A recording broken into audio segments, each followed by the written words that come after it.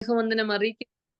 ഒരു പ്രാവശ്യം കൂടെ നമുക്ക് ഈ മീറ്റിംഗിലായിരിക്കാൻ ദൈവം നൽകി തന്ന ഹല്ലേലൂയ അവസരത്തിനായി, ആരോഗ്യത്തിനായി, എല്ലാത്തിനും ദൈവത്തിന് സ്തോത്രം ചെയ്യുന്നു. നമ്മളായിരിക്കുന്നത് ദൈവത്തിന്റെ കൃപ കൊണ്ട് മാത്രമാണ്, ദയ കൊണ്ട് മാത്രമാണ്. ഹല്ലേലൂയ സ്തോത്രം. ഇന്ന് ടെസ്റ്റ് മണി ഷെയർ ചെയ്യാൻ കടന്നു വന്നിരിക്കുന്നത് കേരളത്തിൽ നിന്ന് രജനി ജോയ് എന്ന് പറഞ്ഞ സിസ്റ്ററാണ്.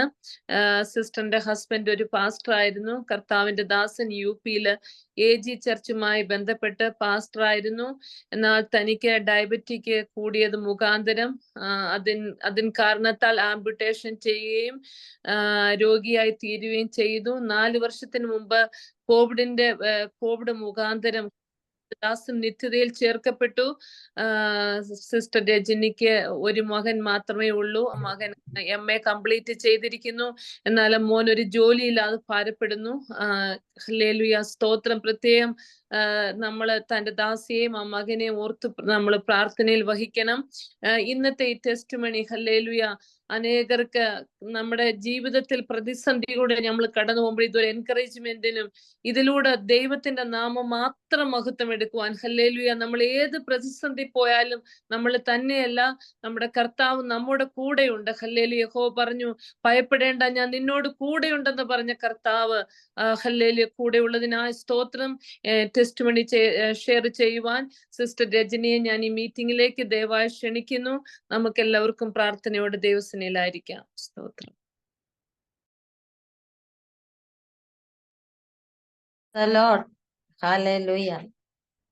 ദൈവനാമത്തിന് മഹത്വം ഉണ്ടാകട്ടെ.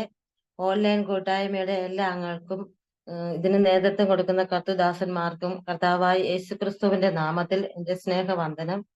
എന്റെ പേര് രജനി ജോയി. ഞാൻ പത്തനംതിട്ട ജില്ലയിലെ റാന്നി സ്വദേശിയാണ്. എന്റെ ഹസ്ബൻഡ് ഒരു പാസ്റ്റർ ആയിരുന്നു. റാന്നി സ്വദേശിയാണ് എന്റെ പാസ്റ്റർ. ഹസ്ബൻഡ് കഴിഞ്ഞ ചില നാളുകൾക്ക് മുമ്പ് 2021 കോവിഡ് മഹാമാരി വന്നപ്പോൾ എന്റെ ഹസ്ബൻഡ് ആ മഹാമാരിയുടെ 2ാം ഘട്ടത്തില് ഈ ലോകത്ത് നിന്ന് മരണപ്പെടുവാനിടയായി തീർന്നു. ഡയബറ്റിസ് പേഷ്യന്റ് ആയിരുന്നു എന്റെ ഹസ്ബൻഡ്. വളരെ കഷ്ടത്തിലൂടെ ഒക്കെ കടന്നുപോയി. ഞങ്ങൾ സുവിശേഷ വേലയിൽ നേതൃത്വം നൽകുന്ന ഒരു കുടുംബമായിരുന്നു. ദൈവത്തിന് സ്തോത്രം ചെയ്യുന്നു. എന്റെ സാക്ഷ്യം പറയുവാണെങ്കിൽ, ഞാൻ ഒരു ഹൈന്ദവ വിശ്വാസത്തിലായിരുന്നു. വിശ്വാസത്തിൽ ഞങ്ങൾ മുമ്പോട്ട് കടന്നുപോയി. എന്റെ മാതാപിതാവ് ഒരു കമ്പനി ജോലിക്കാരായിരുന്നു. അവിടെ ഞങ്ങൾ സന്തോഷത്തോടെ കടന്നു വന്നേരം മറ്റു ഇതിലാണെങ്കിലും ഞങ്ങൾ മറ്റു വിശ്വാസത്തിലാണെങ്കിലും കടന്നു പോകുന്ന സ്ഥാനത്താണെങ്കിലും ഞങ്ങള് ഒരു ബുദ്ധിമുട്ടൊന്നും ഇല്ലാതെ കടന്നു പോയിരിക്കുന്ന സാഹചര്യത്തില് ഞാൻ ഒരു യാത്ര പോയിട്ട് വന്നപ്പോൾ കുറച്ച് ദേവദാസന്മാര് അവിടെ ട്രാക്ട് കൊടുക്കുകയും വിതരണം ചെയ്യുകയൊക്കെ ചെയ്യുന്ന ഒരു സമയമുണ്ടായിരുന്നു. അന്ന് കർത്താവായ യേശുക്രിസ്തുവിന്റെ കാര്യം പറയുക, ഒരു ട്രാക്ട് എനിക്ക് തരികയും ചെയ്തു. ഞാൻ ഭവനത്തിൽ കടന്നു വന്ന് എന്റെ പിതാവിനോട് പറഞ്ഞു, ഞാൻ ഇനിയും മറ്റു വിശ്വാസത്തിലൊന്നും കടന്നു പോകുന്നില്ല, ഞാൻ എന്റെ യേശുവിനെ മാത്രം സ്നേഹിക്കാൻ പോവുകയാണെന്ന് പറഞ്ഞു. അപ്പോൾ എന്റെ പിതാവ് എന്നോട് ഇങ്ങനെ പറഞ്ഞു, ഒരിക്കലും അത് സാധ്യമാകുകയില്ല, ഇവിടുന്ന് അങ്ങനെ പോകാനോ ഒന്നും പറ്റത്തില്ല. കാരണം എന്നാന്ന് ചോദിച്ചാൽ അതൊന്നും ഒരു സത്യമല്ല എന്ന് പറയുവാൻ ഇടയാത്തത്. ഞാൻ എന്റെ പിതാവിനോട് പറഞ്ഞു, എന്ത് പറഞ്ഞാലും ഞാൻ അങ്ങനെ തന്നെ ഇനി വിശ്വാസത്തിലേക്ക് കടന്നു പോകുമെന്ന് പറഞ്ഞൊരു അനുഭവം ഉണ്ട്. എന്റെ പിതാവ് കർശനമായി എന്നോട് പറഞ്ഞു, ഇവിടുന്ന് അങ്ങനെ ഇറങ്ങി പോകാൻ പറ്റില്ലെന്ന് പറഞ്ഞു. ഞാനിത് കൂട്ടാക്കാതെ തന്നെ എന്റെ അടുത്തുള്ള ഒരു ദേവദാസന്റെ ചർച്ചിൽ കടന്നു പോവുകയും പ്രാർത്ഥിക്കുകയൊക്കെ ചെയ്തു. ഞാൻ പ്രാർത്ഥന കഴിഞ്ഞ് കടന്നു വരുമ്പോൾ എന്നെ ഭവനത്തിൽ കയറ്റാതെ വളരെയധികം ബുദ്ധിമുട്ടിലൂടെ അന്ന് കടന്നു പോയ അനുഭവം ഉണ്ടായിരുന്നു. എന്റെ മാതാവും എന്റെ കൂടെ ചേർന്നു. വിശ്വാസത്തിന് വേണ്ടിയല്ലേ പ്രാർത്ഥനയ്ക്കല്ലേ കടന്നു പോകുന്നു ഓർത്ത് പിതാവ് ഒരിക്കലും സമ്മതിച്ചില്ല. ഒരു രാത്രി ഞങ്ങൾ ഒരു പ്രാർത്ഥന കഴിഞ്ഞ് കടന്നു വന്നപ്പോൾ പിതാവ് ഞങ്ങളെ ഭവനത്തിൽ കയറ്റിയില്ല. ഒരു 12:30 1 മണി വരെ ഞങ്ങളെ വെളിയിൽ നിർത്തേണ്ട അനുഭവം ഞങ്ങളുടെ ജീവിതത്തിൽ കടന്നു വന്നു. മറ്റുള്ളവരെല്ലാരും പറഞ്ഞു, പ്രാർത്ഥനയ്ക്ക് കടന്നു പോയതല്ലേ, ഒന്നൊക്കെ വീട്ടിൽ കയറ്റില്ല, ഞാൻ കയറ്റത്തില്ലെന്ന് പറഞ്ഞു. ഞാൻ ഒരുപാട് ബുദ്ധിമുട്ടി. അങ്ങനെയൊക്കെ പറഞ്ഞു പ്രാർത്ഥിച്ചു. എന്നാലും അടുത്തുള്ള ഒരു അച്ഛൻ വന്ന് കടന്നു പറഞ്ഞു, വീട്ടിൽ കയറ്റണമെന്ന് പറഞ്ഞ ആ നിർബന്ധ പ്രകാരം ഭവനത്തിൽ കയറ്റി. അടുത്തുള്ള ദേവദാസന്മാരുടെ എല്ലാം പ്രാർത്ഥന മുഖാന്തരം എന്റെ പിതാവും രക്ഷയുടെ ഭാഗത്തേക്ക് കടന്നു വരുവാൻ ഇടയായി തീർന്നു. സമ്മതത്താൽ അല്ലെങ്കിൽ തന്നെ പ്രാർത്ഥനയിലേക്ക് കടന്നു വന്ന വചനം കേട്ട് പിതാവ് മാനസാന്തരത്തിന്റെ അനുഭവത്തിലേക്ക് കടന്നു വരാൻ തീർന്നു. 1992 ഒക്ടോബർ 3-ാം തീയതി ഞങ്ങൾ ജലത്തിൽ സാക്ഷീകരിക്കും. കുടുംബമായ ദൈവസഭയോട് ചേരുവാനൊക്കെ തമ്പുരാൻ ഞങ്ങളെ സഹായിച്ചു. ദൈവത്തിന്റെ സ്തോത്രം. വളരെ പ്രതികൂലത്തിന്റെ മധ്യത്തിലൂടെ കടന്നു വന്നാൽ ആ പ്രദേശത്തുള്ള ദൈവമക്കളോ ദൈവം ആരെന്നോ അറിയാത്തൊരു പ്രദേശത്തായിരുന്നു. അവര് ആഡംബരമായ ജീവിതം നയിച്ചുകൊണ്ടിരുന്ന ഒരു സ്ഥലത്താണ് ഞങ്ങളും വസിച്ചുകൊണ്ടിരുന്നത്. അവരുടെ ഏറ്റവും ആഗ്രഹം എന്ന് വെച്ചാൽ ജോലി ചെയ്യുക, ആഭരണം വാങ്ങിച്ച് കാതിലും കഴുത്തിലും ഇടുക, അങ്ങനെ അവർ ആഡംബരത്തോടെ കഴിഞ്ഞ ഒരു സ്ഥലത്താണ് ഞാനും എന്റെ ഭവനം താമസിച്ചുകൊണ്ടിരുന്നത്. എന്നാലും അതിൽ നിന്നൊക്കെ വേർപെട്ട് ഇതെല്ലാം മാറിക്കഴിഞ്ഞപ്പോൾ ആ ദേശത്തുള്ള ജനങ്ങളൊക്കെ ഞങ്ങളെ വളരെയധികം ഉപദ്രവിക്കാനും വളരെയധികം പരിഹസിപ്പാനും നിന്ദിപ്പാനും ഒക്കെ ഒറ്റപ്പെടുന്ന ഒരു അനുഭവം ജീവിതത്തിലുണ്ടായി. എങ്കിലും അതെല്ലാം മറന്നുകൊണ്ട് ദൈവത്തിന് മുമ്പോട്ട് യാത്ര ചെയ്തു. ഒരു വിധത്തിൽ അവിടെ പിടിച്ചു നിൽക്കാൻ വയ്യാത്തൊരു സാഹചര്യമായിരുന്നു. ഒരു റൂമിൽ ഞങ്ങൾ ഒരു പ്രാർത്ഥന നടത്തിയപ്പോൾ ഞങ്ങളോട് ചേർന്ന് നിൽക്കുന്ന ഒരു വാത്സല്യ സഹോദരി ഉണ്ടായിരുന്നു. ആ സഹോദരി ഇന്ന് നിത്യത്തിൽ പ്രവേശിച്ച സഹോദരി നല്ലതായിട്ട് വചനം പറയുകയും ദേവദാസന്മാരോട് ചേർന്ന് ദൈവനാമം മഹത്വം എടുക്കുകയും ചെയ്യുന്ന ഒരു ദേവദാസിയായിരുന്നു. ആ ദേവദാസി പ്രാർത്ഥിച്ചുകൊണ്ടിരുന്നപ്പോൾ അടുത്തുള്ള മറ്റു ഹൈന്ദവ വിശ്വാസത്തിലുള്ള അനേകർ കടന്നു വന്ന് ഞങ്ങൾ റൂമിന് നേരെ കല്ലെറിയുകയും റൂം അടിച്ചൊടിക്കുകയും ഒക്കെ ചെയ്തു. എങ്കിലും ഞങ്ങൾ ദൈവത്തെ ശക്തമായി പ്രാർത്ഥിച്ചു. ആ ദേവദാസി പറഞ്ഞു, ഒന്നും മറുപടി പറയേണ്ട, ശക്തമായ മുട്ടിന്മേൽ നിന്ന് പ്രാർത്ഥിച്ചാൽ മതി എന്ന് പറഞ്ഞു. അടുത്ത പ്രദേശത്തുള്ള അനേക ജനങ്ങൾ വന്ന് ഞങ്ങളുടെ റൂമിന് വളയുകയും ആ സമയത്ത് ഞാൻ വിശ്വാസത്തിലേക്ക് കടന്നു വന്ന ഒരു സമയമായിരുന്നു. ഞാൻ പേടിച്ച് കരഞ്ഞു. ഇറങ്ങി മാറുന്നപ്പോൾ ആ വാത്സല്യ സഹോദരി പറഞ്ഞു, സിസ്റ്റർ പറഞ്ഞു, സാരമില്ല, ദൈവമാണ് നമ്മളെ ഇവിടെ പ്രാർത്ഥന നടത്തുന്നത്.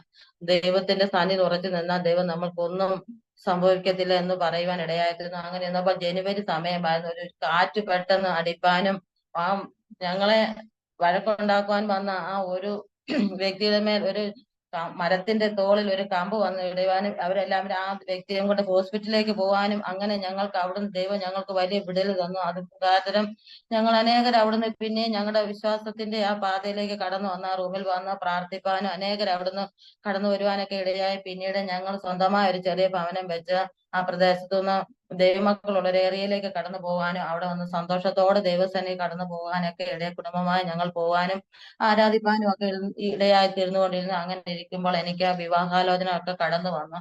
ഞാൻ ദൈവസേന എന്റെ പിതാവിനോടും മാതാവിനോടും പറഞ്ഞു, ഞാൻ ഇനിയും വിവാഹം കഴിക്കുന്നുണ്ടെങ്കിൽ ഒരു ജോലിയുള്ള ആരെയും വിവാഹം കഴിക്കുന്നില്ല. എനിക്ക് ഒരു ദൈവദാസൻ സുവിശേഷ വേലയാണ് ഞാൻ ആഗ്രഹിക്കുന്നതെന്ന് പറഞ്ഞു. അപ്പോൾ എന്റെ ബ്രദർ എന്നോട് പറഞ്ഞു, സുവിശേഷ വേല ആഗ്രഹിക്കുന്നതൊക്കെ ശരിയാണ്, പക്ഷെ അന്നത്തെ സാഹചര്യം എന്ന് പറഞ്ഞാൽ സുവിശേഷ വേല വളരെ കഷ്ടത നിറഞ്ഞ സാഹചര്യത്തിലൂടെ കടന്നു പോകുന്ന മേഖലകളാണ്. ജോലി കാര്യങ്ങൾക്കൊന്നും കടന്നു പോകാതെ സുവിശേഷ വേല ചെയ്യുമ്പോൾ ആ ചർച്ചിൽ നിന്ന് കിട്ടുന്ന വരുമാനത്തിൽ മറ്റു ദേവദാസന്മാർ ഒത്തിരി ബുദ്ധിമുട്ട് അനുഭവിക്കുന്നതൊക്കെ എന്റെ ബ്രദർ കണ്ടുകൊണ്ട് ബ്രദർ എന്നോട് പറഞ്ഞു, അങ്ങനെ നീ പോവുകയാണെങ്കിൽ വളരെ ബുദ്ധിമുട്ടും കഷ്ടതകളൊക്കെ ഉണ്ടാകും. ഞാൻ പറഞ്ഞു, എന്ത് കഷ്ടതയാണെങ്കിലും ഞാൻ അങ്ങനെ തന്നെ പോകാനുള്ള തീരുമാനത്തിൽ എനിക്ക് പല വിവാഹാലോചന വന്നിട്ടും അതൊന്നും സമ്മതിക്കാതെ എന്റെ നിർബന്ധപ്രകാരം എന്റെ മാതാപിതാക്കളെ ഒരു കർത്തദാസിനെ തന്നെ ആലോചിച്ചു. വന്നാൽ ഇവിടുന്ന് റാന്നിയിൽ നിന്ന് കടന്നു വന്ന റാന്നി സ്വദേശിയായ ജോയി മാത്യു ഐസക് എന്നാണ് എന്റെ ദേവദാസിന്റെ പേര്. അവിടെ കടന്നു വരികയും വിവാഹം ആലോചിക്കുകയും അങ്ങനെ കല്യാണം നടക്കുകയും ചെയ്തു. ഇവിടെ കടന്നു പോകുന്നത് ഇവിടുത്തെ വീട്ടിലെ നല്ല പാരമ്പര്യമായി തന്നെ നിന്ന് മറ്റു വിശ്വാസത്തിലൊന്നും കടന്നു പോകാതെ നേരത്തെ തന്നെ ചർച്ചിൽ കടന്നുപോയ വിശ്വാസത്തിൽ നിന്ന് കർത്തദാസനും ഫാമിലിയുമായിരുന്നു. ഒരു ബുദ്ധിമുട്ടുമില്ലാതെ ഇവിടെ കടന്നു വരികയും ഞങ്ങൾ അങ്ങനെ സന്തോഷത്തോടെ കടന്നു. ഇവിടുത്തെ ഹസ്ബൻഡിന് മാതാവും പിതാവും ഒരു സഹോദരിയും, അങ്ങനെ അവര് സന്തോഷത്തോടെ കടന്നുപോയ ഒരു ഭവനമാണ്. ഇവിടെ കടന്നു വരുവാനും വളരെ സന്തോഷത്തോടെ ഞങ്ങൾ കടന്നു പോകാനും, എന്നാൽ പല സ്ഥലങ്ങളും ഞങ്ങൾ കടന്നുപോയി സുവിശേഷ വേല ചെയ്യുകയും അവിടുന്ന് കിട്ടുന്ന ചെറിയ വരുമാനമുള്ള ചർച്ചുണ്ട്, എന്നാലും ഞങ്ങൾക്ക് കഴിയാനുള്ള വരുമാനത്തിലുള്ളതൊക്കെ ഞങ്ങൾ കടന്നു പോകുന്ന സാഹചര്യത്തിലൊക്കെയും കർത്തദാസൻ എന്നോട് പറയുന്ന ഓരോ കാര്യമാണ്, ഇപ്പോൾ നമ്മൾ ഞെരുക്കത്തോടെ കടന്നു പോയാലും പിന്നെ ദൈവം നമ്മളെ സമൃദ്ധിയിലേക്ക് നടത്തും. ഞെരുക്കത്തോടെ കടന്നു പോകാൻ അനേക ചർച്ചകളുണ്ട്. ഒരു രൂപ പോലും ഇടാൻ നിവൃത്തി ഇല്ലാത്ത ദൈവമക്കൾ വസിക്കുന്ന ചർച്ചിലും കടന്നുപോയി ഞങ്ങൾ സന്തോഷത്തോടെ മടങ്ങി. വളരെ ബുദ്ധിമുട്ടും ഞെരുക്കത്തിലും കടന്നു വന്ന അനുഭവത്തിലൂടെ ഒക്കെ കടന്നുപോയ അനുഭവങ്ങളൊക്കെ ഞങ്ങളുടെ ജീവിതത്തിൽ ഉണ്ടായിരുന്നു. അതിന്റെ മധ്യത്തിലും ദൈവം ഞങ്ങളെ വഴി നടത്തി. ദൈവദാസന് ഒരു പരിഭവം ഇല്ലാതെ തന്നെ സുവിശേഷ വേല ചെയ്യുകയും മറ്റൊരു ദൈവജനത്തോട് സന്തോഷത്തോടെ ഇടപെടുവാനും ഒക്കെ വളരെ ആത്മാർത്ഥമുള്ള ഒരു ദൈവദാസനായിരുന്നു. ദൈവത്തിന് സ്തോത്രം ചെയ്യുന്നു. ദൈവം ഞങ്ങളെ പല സ്ഥലങ്ങളിൽ എത്തി. ഞങ്ങളുടെ ശുശ്രൂഷയൊക്കെ അനുഗ്രഹമായിരുന്നു. ഞങ്ങൾ ഇരിക്കുന്ന ചർച്ചകളിലൊക്കെ മടങ്ങി പോരുമ്പോൾ അവൾ വളരെ വ്യസനത്തോടെയാണ് ഞങ്ങളെ പറഞ്ഞു വിടുന്നത്. ദൈവമായ കർത്താവ് ഞങ്ങളെ നടത്തി. 2010 ആയപ്പോൾ കർത്തദാസന്റെ പിതാവ് ലോകത്തു നിന്ന് മാറ്റപ്പെടാൻ ഇടയായി തീർന്നു. ചെറിയ രോഗം, ആസ്മ, അങ്ങനെയുള്ള അസ്വസ്ഥതകളൊക്കെ പിതാവിനുണ്ടായിരുന്നു. അങ്ങനെ അത് കഴിഞ്ഞ് ഞാനും മാതാവും എന്റെ മകനുമായി ഞങ്ങൾ മുമ്പോട്ട് ജീവിച്ചു വരുന്ന സാഹചര്യത്തിലായിരുന്നു. സന്തോഷത്തോടെ പ്രാർത്ഥിക്കുകയും പാടുകയും ഒക്കെ ഞങ്ങൾ കടന്നുപോയി. ഞങ്ങൾക്ക് ഒരുവിധമാന ഒരു ഭാരങ്ങളോ ഒന്നുമില്ല. എങ്കിലും ബുദ്ധിമുട്ടും ഞെരുക്കങ്ങളും ഒക്കെ വന്നെന്ന് പറഞ്ഞാൽ അതൊക്കെ സന്തോഷത്തോടെ ഏറ്റെടുത്തുകൊണ്ട് മുമ്പോട്ട് പോകുന്ന ഒരു സാഹചര്യം ഞങ്ങളുടെ ജീവിതത്തിലായിരുന്നു. ഹല്ലേലൂയ, ദൈവത്തിന് സ്തോത്രം ചെയ്യുന്നു. അനേക രോഗികൾക്ക് വേണ്ടി ഞാനും എന്റെ ഹസ്ബൻഡും കടന്നുപോയി പ്രാർത്ഥിച്ച് വിടുതൽ എടുത്തിട്ടുണ്ട്. ദൈവത്തിന് സ്തോത്രം ചെയ്യുന്നു. അനേകർ ഞങ്ങളെ ചെറിയ ചെറിയ സഭകളിലൊക്കെ വിളിക്കുകയും പ്രാർത്ഥിക്കുക അങ്ങനെ ഇന്ന് എന്റെ മാതാവിന് എന്റെ ഹസ്ബൻഡിന്റെ മാതാവിന് ശാരീരികമായ ക്ലേശാൽ ഭാരപ്പെട്ടു. ഞാൻ എന്റെ മാതാവിനോട് പറഞ്ഞു, മമ്മി ഹോസ്പിറ്റലിൽ പോയി ഒന്ന് ചെക്കപ്പ് ചെയ്യണം, എന്താ രോഗം എന്താണെന്ന് വന്നിട്ട് എന്നോട് പറഞ്ഞു, ഞാൻ ഹോസ്പിറ്റലിൽ ഒന്നും കടന്നു പോകുന്നില്ല, എനിക്കൊരു അസുഖവുമില്ല, ശരീരം ക്ഷീണിക്കുന്നേ ഉള്ളെന്ന് പറഞ്ഞു. അങ്ങനെ ഞങ്ങൾക്ക് ഹോസ്പിറ്റലിൽ എന്റെ നിർബന്ധപ്രകാരം ഞങ്ങൾക്ക് ഹോസ്പിറ്റലിൽ കടന്നു ചെന്ന് കഴിഞ്ഞപ്പോൾ വളരെയധികം ചുമയുടെ അസ്വസ്ഥയാലും ശ്വാസമുട്ടലിന്റെ അസ്വസ്ഥതയാലും മാതാവ് ഭാരപ്പെട്ട സമയത്ത് ഞാൻ എന്റെ ദേവദാസനോട് പറഞ്ഞു, നമ്മൾക്ക് ആശുപത്രിയിൽ കൊണ്ടുപോയി കാണിക്കാമെന്ന് പറഞ്ഞു. അങ്ങനെ ഞങ്ങൾ ഹോസ്പിറ്റലിൽ ചെന്ന് കഴിഞ്ഞപ്പോഴാണ് ചെക്കപ്പ് എല്ലാം ചെയ്തു കഴിഞ്ഞപ്പോൾ ക്യാൻസറിന്റെ രോഗം ശരീരത്താകെ പിടിപെട്ടിട്ട് ഒരു തരത്തിൽ ബുദ്ധിമുട്ടില്ല, ഇനി ഒന്നും രക്ഷപ്പെടാൻ കഴിയില്ലെന്ന് ഡോക്ടർ ഞങ്ങളോട് പറഞ്ഞു. ഒരു ചെക്കപ്പും കൂടിയുണ്ട്, അത് ചെക്കപ്പ് ചെയ്തിട്ട് വരാൻ പറഞ്ഞ് ഞങ്ങളെ പറഞ്ഞയച്ചു. അപ്പൊ ആ സമയത്താണ് എന്റെ ദേവദാസന് ഈ ഷുഗറും ഡയബറ്റിക്സും ഒക്കെ കൂടി നിൽക്കുന്ന അവസരമായിരുന്നു. അപ്പോൾ മാതാവിനെ ഹോസ്പിറ്റലിൽ ഇങ്ങനെ കൊണ്ടുപോകുന്ന സാഹചര്യത്തില് ഹസ്ബൻഡിന് ഒന്ന് ചെക്കപ്പ് ചെയ്യാനോ ഹോസ്പിറ്റലിൽ പോകാനോ ഒന്നും കഴിയാത്ത, വളരെ സാമ്പത്തികത്തിന്റെ ആവശ്യമുള്ളത് കൊണ്ട് സ്വന്തമായിട്ട് ശരീരത്തിന്റെ കാര്യങ്ങളൊന്നും ചെയ്യുവാനൊന്നും കഴിയാതെ പല വിധത്തിൽ ബുദ്ധിമുട്ടി. അങ്ങനെ മാതാവ് പെട്ടെന്ന് ലോകത്ത് നിന്ന് മാറ്റപ്പെടുവാൻ ഇടയായി തീർന്നു. ഡോക്ടർ പറഞ്ഞ ദിവസം പോലും പൂർത്തീകരിക്കാതെ തന്നെ മാതാവ് പെട്ടെന്ന് ലോകത്ത് നിന്ന് മാറ്റപ്പെടുവാൻ ഇടയായിരുന്നു. അപ്പോൾ ദേവദാസന് വളരെയധികം ഭാരമുണ്ടായി. ഏറ്റവും കൂടുതൽ സ്നേഹിക്കുന്നത് ദേവദാസന്റെ മാതാവിനെയാണ്. മാതാവ് ഇപ്പോൾ പെട്ടെന്ന് മാനസികമായി വളരെ ഭാരങ്ങളൊക്കെ അനുഭവിച്ചു. എങ്കിൽ ഈ ഡയബറ്റീസിന്റെ കാര്യമോ ഷുഗർ ഉണ്ടായിരുന്നു, അതൊന്നും പ്രഷർ ഒന്നും നോക്കാൻ സാധിക്കാതെ ശരീരം അങ്ങ് വളരെയധികം ക്ഷീണിക്കുന്ന അവസ്ഥയിലായിരുന്നു. മാതാവിന്റെ മരണവും സെമിത്തേരിയിലൊക്കെ കടന്നു പോയിട്ടുന്നപ്പോൾ കാലിൽ എന്തോ ഒരു മുള്ളാണ്, എന്തോ ഒരു ചെറിയ പൊട്ടൽ പോലെ വന്നു. അത് കാര്യമാക്കാതെ വന്നു അന്ന് തന്നെ പാലത്തിൽ വിശ്രമിക്കുകയായിരുന്നു. വിശ്രമിച്ചിട്ട് ഞങ്ങൾ ഹോസ്പിറ്റൽ കടന്നു പോകാന്ന് പറഞ്ഞിട്ട് ആ ദിവസം പോയില്ല. പിറ്റേ ദിവസം ഞങ്ങൾ മാതാവിന്റെ മരണവും ഞങ്ങൾ വീട്ടിൽ താമസിച്ചതേ ഇല്ല. പിറ്റേ ദിവസം തന്നെ ഞങ്ങൾ ഹോസ്പിറ്റലിലേക്ക് കടന്ന് എന്ന് നോക്കും ചെക്കപ്പ് ചെയ്തപ്പോൾ ഷുഗർ ഹൈ ലെവലായിട്ട് മാറിയിരിക്കുകയാണ്. കാല് നീര് വെച്ചിട്ട് ഒരു വിധത്തിൽ നടക്കാൻ വയ്യാതെ വളരെ ഭാരപ്പെട്ടു. മാതാവിന്റെ ഈ ഡെത്ത് സർട്ടിഫിക്കറ്റ് പോലും ഒന്നും വാങ്ങുവാൻ ഞങ്ങൾക്ക് സമയമില്ലാതെ ദൈവത്തിന് സ്തോത്രം ചെയ്യുന്നു. വളരെയധികം ഞങ്ങൾ ഭാരപ്പെട്ടു. വീട്ടിൽ ആരുമില്ലാത്ത അവസ്ഥ. ഞാനും എന്റെ മകനും, എനിക്കൊരു മകൻ മാത്രമേ ഉള്ളൂ, ഞാനും എന്റെ മകനും ഞങ്ങൾ എന്ത് ചെയ്യുമെന്നോർത്ത് ഭാരപ്പെട്ട് ഞങ്ങൾ പോയത് ഗവൺമെന്റ് ഹോസ്പിറ്റലിന്. അവിടെ ചെന്നപ്പോൾ ആ ഡോക്ടർ പറഞ്ഞു, കാലിന്റെ ഒരു വിരലിന്റെ ആ ഭാഗം അങ്ങ് വല്ലാതെ പഴുത്തിട്ട് ഒരു തരത്തിൽ നടക്കാൻ വിരലെടുത്ത് കഴിയുമ്പോൾ അത് കുറഞ്ഞോളൂ എന്ന് പറഞ്ഞു. ആ ഡോക്ടറുടെ വാക്കനുസരിച്ച് ഞങ്ങൾ അവിടെ 28 ദിവസം താമസിച്ചു. അഡ്മിറ്റായി ഞങ്ങൾക്ക് അതിലുണ്ടായിരുന്ന സാമ്പത്തികങ്ങൾ മുഴുവൻ നഷ്ടപ്പെട്ട് നാളെ ഒരു സൗഖ്യം കിട്ടും, അതിന്റെ പിറ്റേത് ഒരു സൗഖ്യം കിട്ടും എന്ന് പറഞ്ഞ് ഞാൻ ദൈവസന്നിധിയിൽ പറഞ്ഞു പ്രാർത്ഥിച്ചു. കർത്താവേ, എന്റെ മാതാവ് ഈ ലോകത്തുനിന്ന്, മാതാവ് എന്ന് പറഞ്ഞാൽ ഞങ്ങൾ സ്വന്തം ഒരു വീട്ടിൽ മാതാവുമായിട്ടുള്ള ബന്ധം പോലെ ഞങ്ങൾ മാതാവിന്റെ മരണം എന്നെ വല്ലാതെ വേദനപ്പെടുത്തി, തന്റെ കത്തുദാസനെ വേദനപ്പെടുത്തി. ഞങ്ങൾക്ക് ഹോസ്പിറ്റലായപ്പോൾ ഒരു അഭയമില്ലല്ലോ എന്നോർത്ത് ഭാരപ്പെട്ടു. എങ്കിലും വലിയവനായ ദൈവം അവിടുന്ന് എല്ലാം ദൈവം ഞങ്ങളെ കാത്ത് പരിപാലിച്ചു. വിരലെടുത്ത് വെച്ചു. ഡോക്ടർ എന്നോട് പറഞ്ഞു, ഒരു വിരളും കൂടി എടുക്കണമെന്ന് പറഞ്ഞു. ഞാൻ ഡോക്ടറോട് പറഞ്ഞു, ഡോക്ടർ ഒരു വിരലെടുത്ത് കഴിഞ്ഞാൽ സൗഖ്യം കിട്ടുമെന്ന് പറഞ്ഞല്ലോ. അപ്പൊ ഡോക്ടർ പറഞ്ഞില്ല, ഇതും കൂടെ എടുക്കാം, അല്ലെങ്കിൽ കാലിന് മേലോട്ട് പഴുപ്പ് കയറുമെന്ന് പറഞ്ഞു. ഞാനും മോനും വളരെയധികം ഭാരപ്പെട്ടു. വലിയവനായ ദൈവത്തിന്റെ കാര്യങ്ങളിലേക്ക് ഏൽപ്പിച്ച് പ്രാർത്ഥിച്ച് സഹായിപ്പാൻ ആരുമില്ല. എനിക്കുണ്ടെന്ന് പറഞ്ഞ എന്റെ ഒരു മാതാവും ആങ്ങളുടെ 2 കുഞ്ഞുങ്ങൾ മാത്രമേ, അവര് വരികയും പോവുകയും ചെയ്യും. ചർച്ചിൽ നിന്ന് ദൈവമക്കളൊക്കെ കടന്നു വന്നിട്ട് പോവുകയൊക്കെ ചെയ്യുമെന്ന് പറഞ്ഞാലും അവര് വരുന്ന സമയത്ത് പ്രാർത്ഥിച്ചു. എങ്കിലും തനിയെ അവിടെ ഇരിക്കുന്ന ആ സമയത്ത് ഉണ്ടാകുന്ന വേദനകൾ, ദൈവത്തിന് സ്തോത്രം, ഒരിക്കലും ഇങ്ങനെ ഒരു അനുഭവം ഉണ്ടാകാത്തത്, ധൈര്യമില്ലാത്തൊരു സാഹചര്യമായിരുന്നു. എങ്കിലും വലിയവനായ ദൈവം അവിടെ നിന്നൊക്കെ കാത്തു പരിപാലിച്ചു. അനേക ദൈവമക്കളിലൂടെ സാമ്പത്തിക സഹായം അവിടുന്ന് തന്നു. എങ്കിലും വലിയവനായ ദൈവം അവിടുന്ന് കാത്തു പരിപാലിച്ചു. പിന്നെ 28 ദിവസം ഞങ്ങളോട് കിടന്നപ്പോൾ ഡോക്ടർ ഞങ്ങളോട് പറഞ്ഞു, വീട്ടിലൊന്ന് പോയിട്ട് തിരിച്ചിങ്ങി വരാൻ പറഞ്ഞു. ഞങ്ങൾ സന്തോഷത്തോടെ വീട്ടിൽ വന്നു. കാരണം എന്താണെന്ന് ചോദിച്ചാൽ 28 ദിവസം വീട് അടഞ്ഞു കിടക്കുന്ന ഒരനുഭവം, വീട്ടിൽ ഒന്നും ചെയ്യാൻ ആരുമില്ലാതെ ഭാരപ്പെടാൻ വീട്ടിലേക്ക് ഞങ്ങൾ മടങ്ങി വന്നു. ഞങ്ങൾ താമസിക്കുന്നത് ഒരു ചെറിയ വഴിയോരത്തല്ല, ഒരു മലയേറിയയിലാണ്. അവിടോട്ട് ദേവദാസനെ ഒന്ന് കൊണ്ടുവരണമെങ്കിൽ വളരെ ഭാരം. ദേവദാസന്റെ നിർബന്ധ പ്രകാരം എന്നോട് പറഞ്ഞു, എനിക്ക് വീട്ടിൽ പോയി വീടൊന്ന് കാണണം. വീട് 28 ദിവസമായി അടഞ്ഞു കിടക്കുകയാണല്ലോ. ഞങ്ങൾ അങ്ങനെ അവിടുന്ന് ഒരു വണ്ടിയിൽ ഞങ്ങൾ ഇവിടെ വീട്ടിൽ വന്ന് വീട്ടിൽ കയറി വന്ന് കഴിഞ്ഞപ്പോൾ തന്നെ വീടിന്റെ അവസ്ഥ വല്ലാത്ത ശോചനീയമായിരുന്നു. വീടെല്ലാം ഒന്ന് അടിച്ച് തൂത്ത് വാരി പിറ്റേ ദിവസം തന്നെ കാല് വളരെയധികം പിന്നെ അതിശക്തമായി നീര് വെച്ചു. അടുത്തുള്ള മക്കളൊക്കെ കൂടി പിറ്റേ ദിവസം വീണ്ടും ഞങ്ങളെ ഹോസ്പിറ്റലിലേക്ക് പറഞ്ഞു വിട്ടു. അവര് വഴി വരെ വന്നിട്ടുള്ളൂ. ഹോസ്പിറ്റലിലൊന്നും ആരുവാൻ ഞങ്ങളുടെ കൂടെ ആരുമില്ല. ഞാനും അന്ന് മോന് BA ഫസ്റ്റ് ഇയർ പഠിക്കുന്ന സമയമാണ്. ഒന്നും ഞങ്ങൾക്ക് സഹായിപ്പാൻ ആരുമില്ലാതെ ഞങ്ങൾ വളരെ ഭാരപ്പെട്ടു. ഞാൻ ഹോസ്പിറ്റലിൽ പിന്നെയും കടന്നു ചെന്നപ്പോൾ ഡോക്ടർ ഞങ്ങളോട് പറഞ്ഞു, ഇവിടെ ഇനി ഒരു സാഹചര്യമില്ല, ഏതെങ്കിലും ഹോസ്പിറ്റലിലേക്ക് കടന്നു പോകണമെന്ന് പറഞ്ഞു.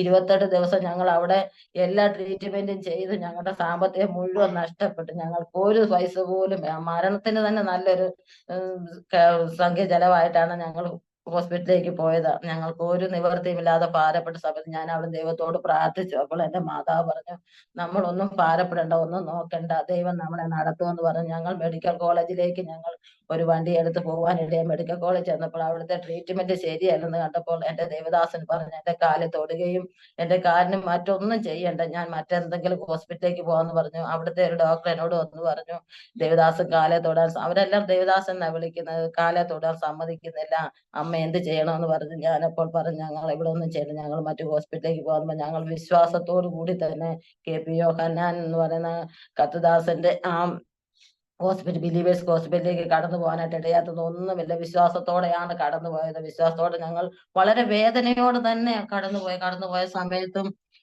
അവിടെ നിന്നപ്പോൾ വഴി ചോദിച്ചപ്പോൾ അവിടെ ഇന്ന് ഒരാൾ പറഞ്ഞു, അങ്ങോട്ട് കടന്നു പോകണമെങ്കിൽ ചില്ലറ സാമ്പത്തികം ഒന്നുമല്ല, ഏറെ സാമ്പത്തികം ഉണ്ടെങ്കിൽ മാത്രമേ അങ്ങോട്ട് കടന്നു പോകാവുള്ളൂ. അപ്പോൾ എന്റെ മനസ്സൊന്ന് പതറുവാൻ ഇടയായി തീർന്നു. കർത്താവേ, കരങ്ങളിൽ ഒന്നുമില്ലല്ലോ, എങ്ങനെ അവിടെ ചെന്ന് കയറും? അപ്പൊ എന്റെ മാതാവിന് നല്ല ധൈര്യത്തോടെ പറഞ്ഞു, മോളൊന്നുകൊണ്ട് ഭാരപ്പെടണ്ട, ദൈവമാണ് നമ്മളെ അങ്ങോട്ട് കൊണ്ടുപോകുന്നെങ്കിൽ ദൈവം നമ്മളെ അവിടെ ഇറക്കിക്കൊണ്ട് വരുമെന്ന് പറഞ്ഞു. അവിടെ ഹോസ്പിറ്റലിൽ കടന്നു ചെന്നപ്പോൾ തന്നെ ICUലേക്ക് ദേവദാസനെ കൊണ്ടുപോയിട്ട് കാല് വളരെയധികം പഴുത്ത് കാല് നിലത്ത് വെക്കാൻ പോയ അവസ്ഥയിൽ അവര് വീൽ ചെയറിൽ ഹോസ്പിറ്റലിൽ ചെന്നിട്ട് അവിടെ ICUലേക്ക് കൊണ്ടുപോയി കഴിഞ്ഞിട്ട് അവിടുന്ന് ഒരു ഡോക്ടർ ഇറങ്ങി വന്ന് എന്നോട് പറഞ്ഞു, ജോയ് മാത്യുവിന്റെ വൈഫ് ആരാന്ന് ചോദിച്ചു. ഞാൻ പറഞ്ഞു ഞാനാന്ന് പറഞ്ഞു. അപ്പോൾ എന്നാ ജോയ് മാത്യുവിന് ഒരു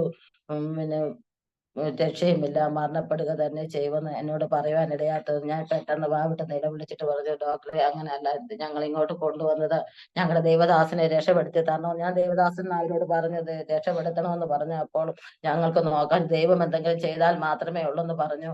അങ്ങനെ അവർ ICUലേക്ക് കൊണ്ടുപോയി. ഒരു ദിവസം ICUയിൽ അന്ന് കിടക്കണം, 2017 ICUയിൽ കിടക്കണമെങ്കിൽ അന്ന് ഒരു ദിവസത്തിന് 15,000 രൂപ വേണം. അങ്ങനെ 10 ദിവസം അവിടെ കിടക്കണമെന്ന് അവർ പറഞ്ഞു. അങ്ങനെ പിന്നെയും ഒരു ലേഡി ഡോക്ടർ ഇറങ്ങി വന്ന് എന്റെ മാതാവിനോട് പറഞ്ഞു, അമ്മ ഇവിടെ അഡ്മിറ്റ് ആക്കണമെങ്കിൽ നിങ്ങൾ ഉദ്ദേശിക്കുന്ന പോലെ നല്ല സാമ്പത്തികം കയ്യിലുണ്ടോ എന്ന് ചോദിച്ചു. എന്നിട്ട് എന്റെ മാതാവ് ധൈര്യത്തോടെ പറഞ്ഞു, കയ്യിലുണ്ടെന്ന് പറഞ്ഞു. ദൈവത്തിൽ വിശ്വസിച്ചാണ് പറഞ്ഞത്.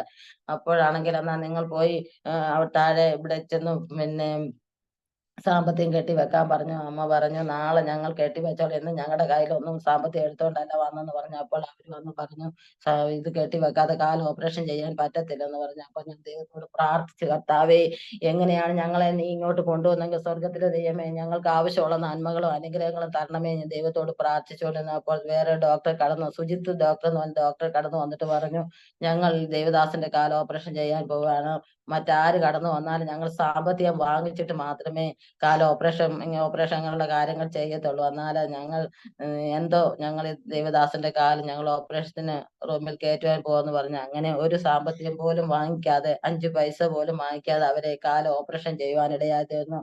അങ്ങനെ ഡോക്ടർ ഞങ്ങളോട് വന്ന് പറഞ്ഞു, ഞങ്ങൾ മറ്റാരോടും ഇങ്ങനെ ചെയ്യുന്നതല്ല, നിങ്ങളോട് പ്രത്യേക ഒരു താല്പര്യം ഞങ്ങൾക്ക് തോന്നി, സ്വർഗത്തിലെ ദൈവം ഡോക്ടർമാർ ഉള്ളതോട് ഇടപെട്ടെന്ന് പറയുന്നത്. 1 രൂപ പോലും കെട്ടിവെക്കാതെ കാലിന്റെ ഓപ്പറേഷൻ കഴിഞ്ഞു.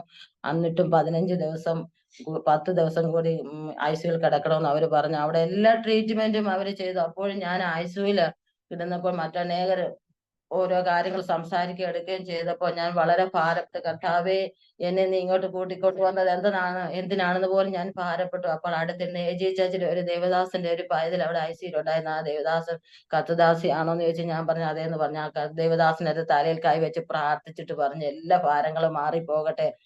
ഞാൻ അങ്ങോട്ട് കാര്യങ്ങൾ പറഞ്ഞു, ദേവദാസിയെ, കർത്താവാണ് ഇവിടെ കൊണ്ടുവന്നത്, ഇവിടുന്ന് ഇറങ്ങി പോകുമ്പോൾ എല്ലാ ബില്ലും അടച്ച് ഇവിടുന്ന് ആ അവസ്ഥയെന്ന് ഓർത്തേക്ക് 5 പൈസ ഇല്ലാതെ ആ വലിയ ഹോസ്പിറ്റലിൽ പോയി കിടന്നാലും ഇപ്പോഴും എനിക്ക് കരയാനല്ലാതെ മറ്റൊന്നും നിവർത്തിയില്ല. ഞാൻ 5 പൈസ ഇല്ലാതെ ഞാൻ അവിടെ പോയി. അങ്ങനെ ഞങ്ങൾക്ക് ആഹാരം മേടിക്കാൻ പോലും സാമ്പത്തികമില്ലാതെ വളരെ ഭാരപ്പെട്ടു. അപ്പോൾ ആ ദേവദാസൻ എന്റെ തലയിൽ കൈവച്ച് പ്രാർത്ഥിച്ചിട്ട് പറഞ്ഞു, ദൈവദാസിയെ കർത്താവാണ് ഇവിടെ കൊണ്ടുവന്നത്. ദേവദാസി എല്ലാ ബില്ലും അടച്ചിട്ട് ഇവിടെ ഇറങ്ങിപ്പോന്ന് പറയുവാൻ ഇടയായി തീർന്നു.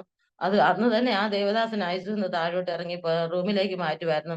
ഭാരപ്പെടേണ്ടെന്ന് പറഞ്ഞിട്ട്. അപ്പോഴെനിക്ക് ദൈവം എനിക്ക് ബലം തന്നു. എന്നിട്ട് ഞാൻ ആ ഐസിയുവിന്റെ വാതിലൂടെ അങ്ങോട്ടും ഇങ്ങോട്ടും എല്ലാം നടന്ന് പ്രാർത്ഥിച്ചുകൊണ്ടിരുന്നപ്പോൾ ഒരു ദൈവദാസി എന്നെ വാച്ച് ചെയ്തുകൊണ്ടിരിക്കുവായിരുന്നു. എന്തിനാണ് ഇങ്ങനെ അങ്ങോട്ടും ഇങ്ങോട്ടും നടക്കുന്നത്? ഞാൻ പ്രാർത്ഥിച്ചുകൊണ്ട് നടക്കുവാണെന്ന് പറഞ്ഞു. അപ്പോൾ ആ ദേവദാസിയുടെ മോന്റെ കുഞ്ഞും അവിടെ എന്തോ രോഗമായിട്ട് ന്യൂമോണിയ ബാധിച്ച് അവിടെ ആ ദേവദാസി എന്നോട് നമ്പർ ചോദിച്ചിട്ട് പറഞ്ഞു. എനിക്ക് എന്തിനാണ് ഏതിനാണെന്നൊന്നും അറിയില്ല. എന്റെ നമ്പർ ഞാൻ കൊടുത്തിട്ട് ഞാൻ അങ്ങോട്ടും ഇങ്ങോട്ടും നടന്നു. പിറ്റേ ദിവസം ഓപ്പറേഷൻ എല്ലാം കഴിഞ്ഞ് ഞാൻ വീട്ടിൽ വന്നപ്പോൾ ഈ ദേവദാസി ഐസിയുന്ന് താഴത്തെ റൂമിലോട്ട് തന്നെ പോയി. അപ്പോൾ എന്നോട് ഫോൺ വിളിച്ചതും എന്തിനാണെന്ന് എനിക്ക് അറിയത്തില്ല. അപ്പോൾ ഞാൻ വീട്ടിൽ വന്ന് ഡ്രസ്സൊക്കെ എടുക്കാനായിട്ട് എന്റെ കുഞ്ഞിനെ അവിടെ ഏൽപ്പിച്ചിട്ട് ഞാൻ വീട്ടിൽ വന്ന് തിരുവല്ലയിലാണ് ഹോസ്പിറ്റൽ. റാന്നിയിൽ വന്ന് ഞാൻ ഡ്രസ്സും കാര്യങ്ങളൊന്നും ഇല്ലാതെ ഹോസ്പിറ്റലിൽ പോയത്.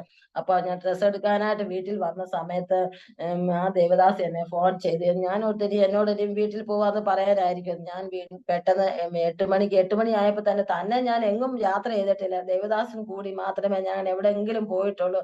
അങ്ങനെ തന്നെ ഞാൻ രാത്രി 8 മണി ആയപ്പോൾ ഒരു ബസ്സിൽ ചെന്ന് അവിടെ ചെന്ന് ഇറങ്ങി. ഞാൻ അവിടെ ഹോസ്പിറ്റലിലേക്ക് ചെന്നപ്പോൾ ആ ദേവദാസി വിളിച്ചിട്ട് പറഞ്ഞു നാളെ രാവിലെ ഒന്ന് കാണണമെന്ന് പറഞ്ഞു. അപ്പൊ എനിക്കൊന്നും മനസ്സിലായില്ല. ഞാൻ ആ സമയം വരെയും ആഹാരം കഴിപ്പാൻ ഒരുങ്ങുന്നില്ല. ആഹാരം കഴിക്കാൻ ഒരുങ്ങാഞ്ഞിട്ട് എന്റെ ആഹാരം താഴോട്ട് താഴുന്നില്ല. കാരണം എന്ന് വെച്ചാൽ ആശുപത്രി ചെന്നിട്ട് ഇത്രയും ദിവസമായിട്ട് ഭക്ഷണം ഒന്നും ഇറക്കാൻ പറ്റുന്നില്ല. പലവിധമായ മാനസിക ഭാരം ഒന്ന് ഇറങ്ങുവാൻ കഴിയാതെ സാമ്പത്തികമില്ലാതെ ഭാരപ്പെടുത്തുന്ന ഇനങ്ങൾ ആരും ഒന്ന് അഭയമില്ല. ആരും ഒന്ന് വിളിക്കാനില്ല. ആരെയും ഒന്ന് കോണ്ടാക്ട് ചെയ്യാൻ പറ്റുന്നില്ല. ഇങ്ങനെയുള്ള സ്ഥലത്ത് മുമ്പോട്ട് കടന്നു പോകുമ്പോൾ ഭക്ഷണം കഴിക്കാതിരിക്കുന്ന അനുഭവം കൂടി ഒന്ന് ഓർത്ത് നോക്കുക. നമ്മൾ ഉപവസിക്കും, പ്രാർത്ഥിക്കും, അത് അല്ല. എന്നാൽ നമ്മൾ ശാരീരികമായ ഭക്ഷണം കഴിക്കാതിരിക്കുമ്പോൾ ഒരു വെള്ളം പോലും എന്റെ അകത്തോട്ട് ഇറങ്ങാൻ വയ്യാത്തൊരു സാഹചര്യത്തിൽ അപ്പോൾ അവര് ഞങ്ങളോട് പറഞ്ഞു. ഞാൻ വീട്ടിൽ അവിടുന്ന് ചെന്നപ്പോൾ എന്നോട് ആ ദേവദാസി ഷാരോനിലെ ദേവദാസനും ദാസി എന്നോട് പറഞ്ഞു, വാ നമുക്ക് പോയി ഭക്ഷണം കഴിക്കാന്ന് പറഞ്ഞു. ഞാൻ പറഞ്ഞു ഞാൻ വരുന്നില്ല എന്ന് പറഞ്ഞു. അന്ന് ഞങ്ങൾ പോയി കഴിച്ചോളാമെന്ന് പറഞ്ഞു. അപ്പോൾ ആ ദേവദാസൻ എന്റെ അടുത്ത് വന്ന് പറഞ്ഞ ആ ദേവദാസി പരിചയപ്പെടുത്തി. ഇന്നലെ ഞാൻ കണ്ട പിന്നെ ദേവദാസിന്റെ വൈഫാണിത്. ഈ ദേവദാസിയുടെ ഭർത്താവാണ് കാലും മുറിച്ചിവിടെ കിടക്കുന്നു പറഞ്ഞു. ഞാൻ ദേവദാസി എനിക്ക് സ്തോത്രം ചെയ്യുന്നു. ഞാനിപ്പോൾ ഈ ഓൺലൈൻ കൂട്ടായ്മ ഇത് പറയുന്നത് തന്നെ ഞാൻ ആരോടും എനിക്കൊരു മടിയുമില്ലാതെ ഇത് പറയുന്ന കാര്യമാണ്. എന്റെ കയ്യിലോട്ട് സ്തോത്രം തന്നു.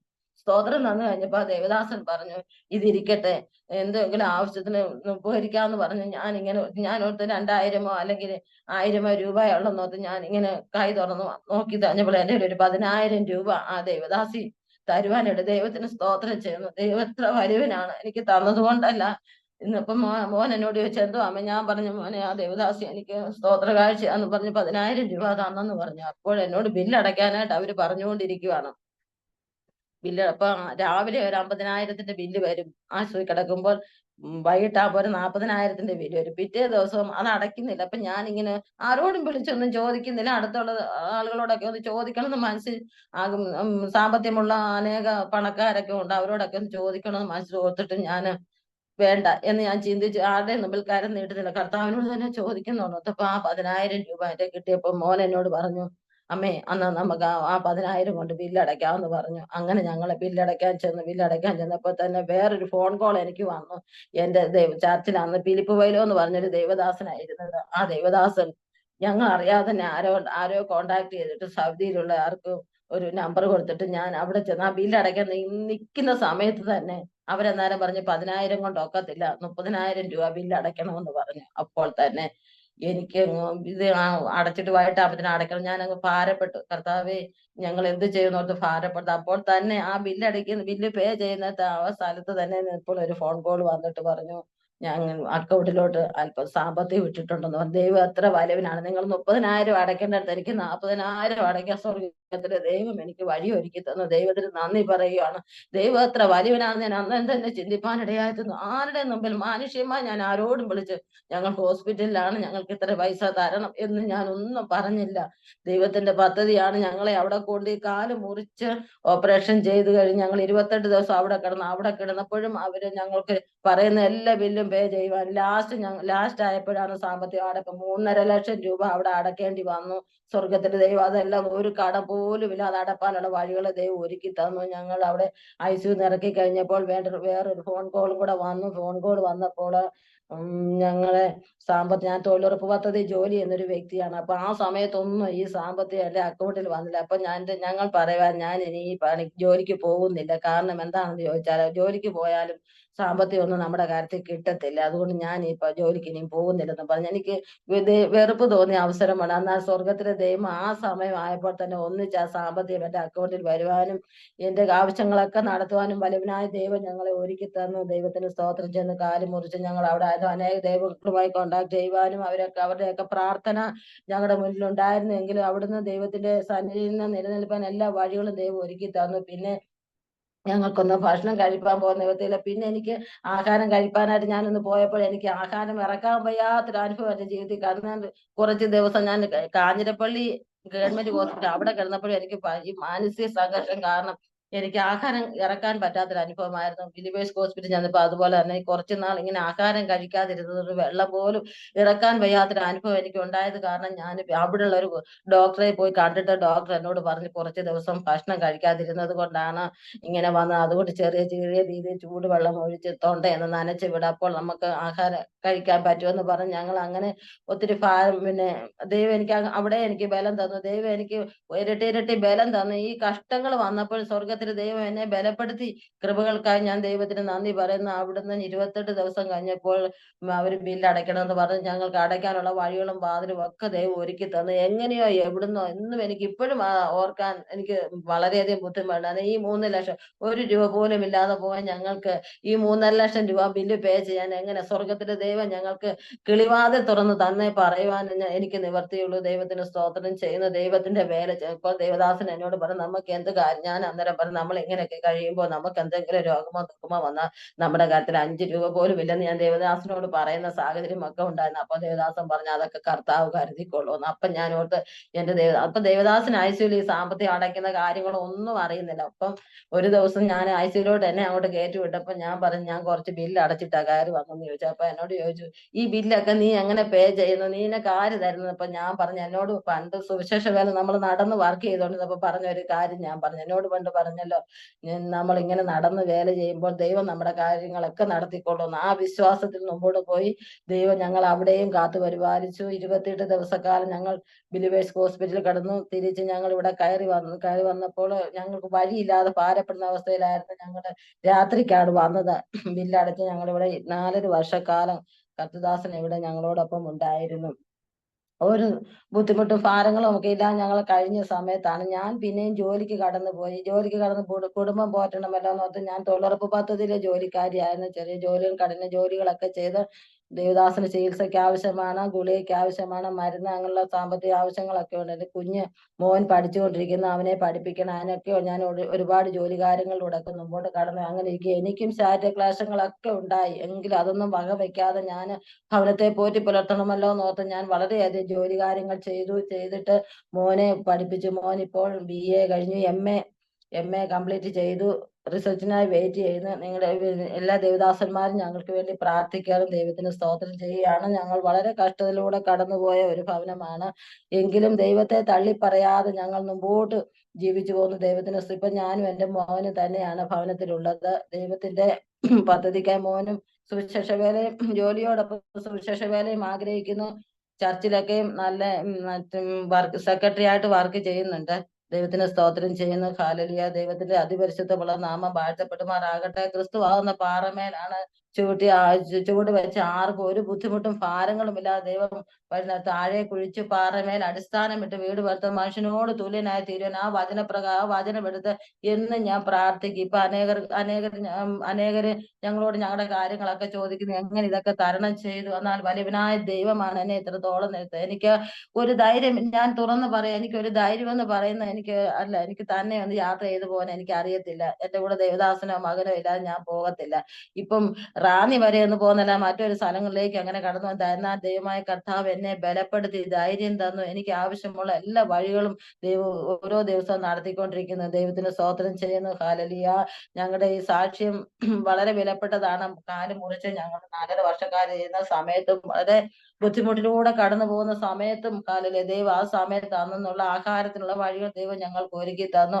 അനേകരിലൂടെ ദൈവം ഞങ്ങളെ സഹായിച്ച ദിനങ്ങളുമുണ്ട്. ദൈവത്തിന് നന്ദി പറയുകയാണ്. ഹല്ലേലൂയ, സ്തോത്രം. ഇപ്പോൾ എനിക്കൊരു എൻ്റെ മോനൊരു മുമ്പോട്ട് പഠനം ആവശ്യമാണ്. അതിനുവേണ്ടി വിലയേറിയ ദൈവമക്കൾ പ്രാർത്ഥിക്കണം. ദൈവത്തിന് സ്തോത്രം ചെയ്യുന്ന ഈ സൂം മീറ്റിംഗില് പങ്കെടുത്ത് എന്റെ സാക്ഷ്യം സംസാരിപ്പാനൊക്കെ വലിയവനായ ദൈവം എന്നെയും ഒരുക്കി തന്ന അവിടുത്തെ വലിയ പദവിക്കായി ദൈവത്തിന് സ്തോത്രം ചെയ്യുന്നു. നിങ്ങൾ ഞങ്ങൾക്ക് വേണ്ടി ഈ സൂമിലുള്ള ഞങ്ങൾക്ക് വേണ്ടി പ്രാർത്ഥിക്കണം. ഹല്ലേലൂയ, ദൈവത്തിന് സ്തോത്രം ചെയ്യാണ്. ഞങ്ങളുടെ സാക്ഷ്യം വളരെ വിലപ്പെട്ട തന്നെയാണ്. ഞങ്ങളെ സഹായിപ്പാൻ ആരുമില്ലാത്ത സ്ഥാനത്ത് ഈ പ്രദേശത്തുള്ള ജനങ്ങളൊക്കെ മാറി നിന്നുകൊണ്ട് ഞങ്ങളെ പരിഹസിച്ച ഒരു ദിനങ്ങളും ഉണ്ടായിരുന്നു. കാല് മുറിച്ചിട്ട് എന്തുകൊണ്ട് സുവിശേഷ വേല ചെയ്തിട്ട് ഇങ്ങനെ കാല് മുറിച്ച അനുഭവം കടന്നു വന്നു, എന്തുകൊണ്ട് സുവിശേഷ വേല ചെയ്തിട്ട് ഇങ്ങനത്തെ അനുഭവങ്ങൾ നിങ്ങളുടെ ജീവിതത്തിൽ, അതിലൊന്നും മറുപടി കൊടുക്കാൻ കഴിയാതെ വണ്ണം ഭാരപ്പെട്ട ദിനങ്ങളുണ്ട്. ദൈവത്തിന് സ്തോത്രം ചെയ്യുന്നു.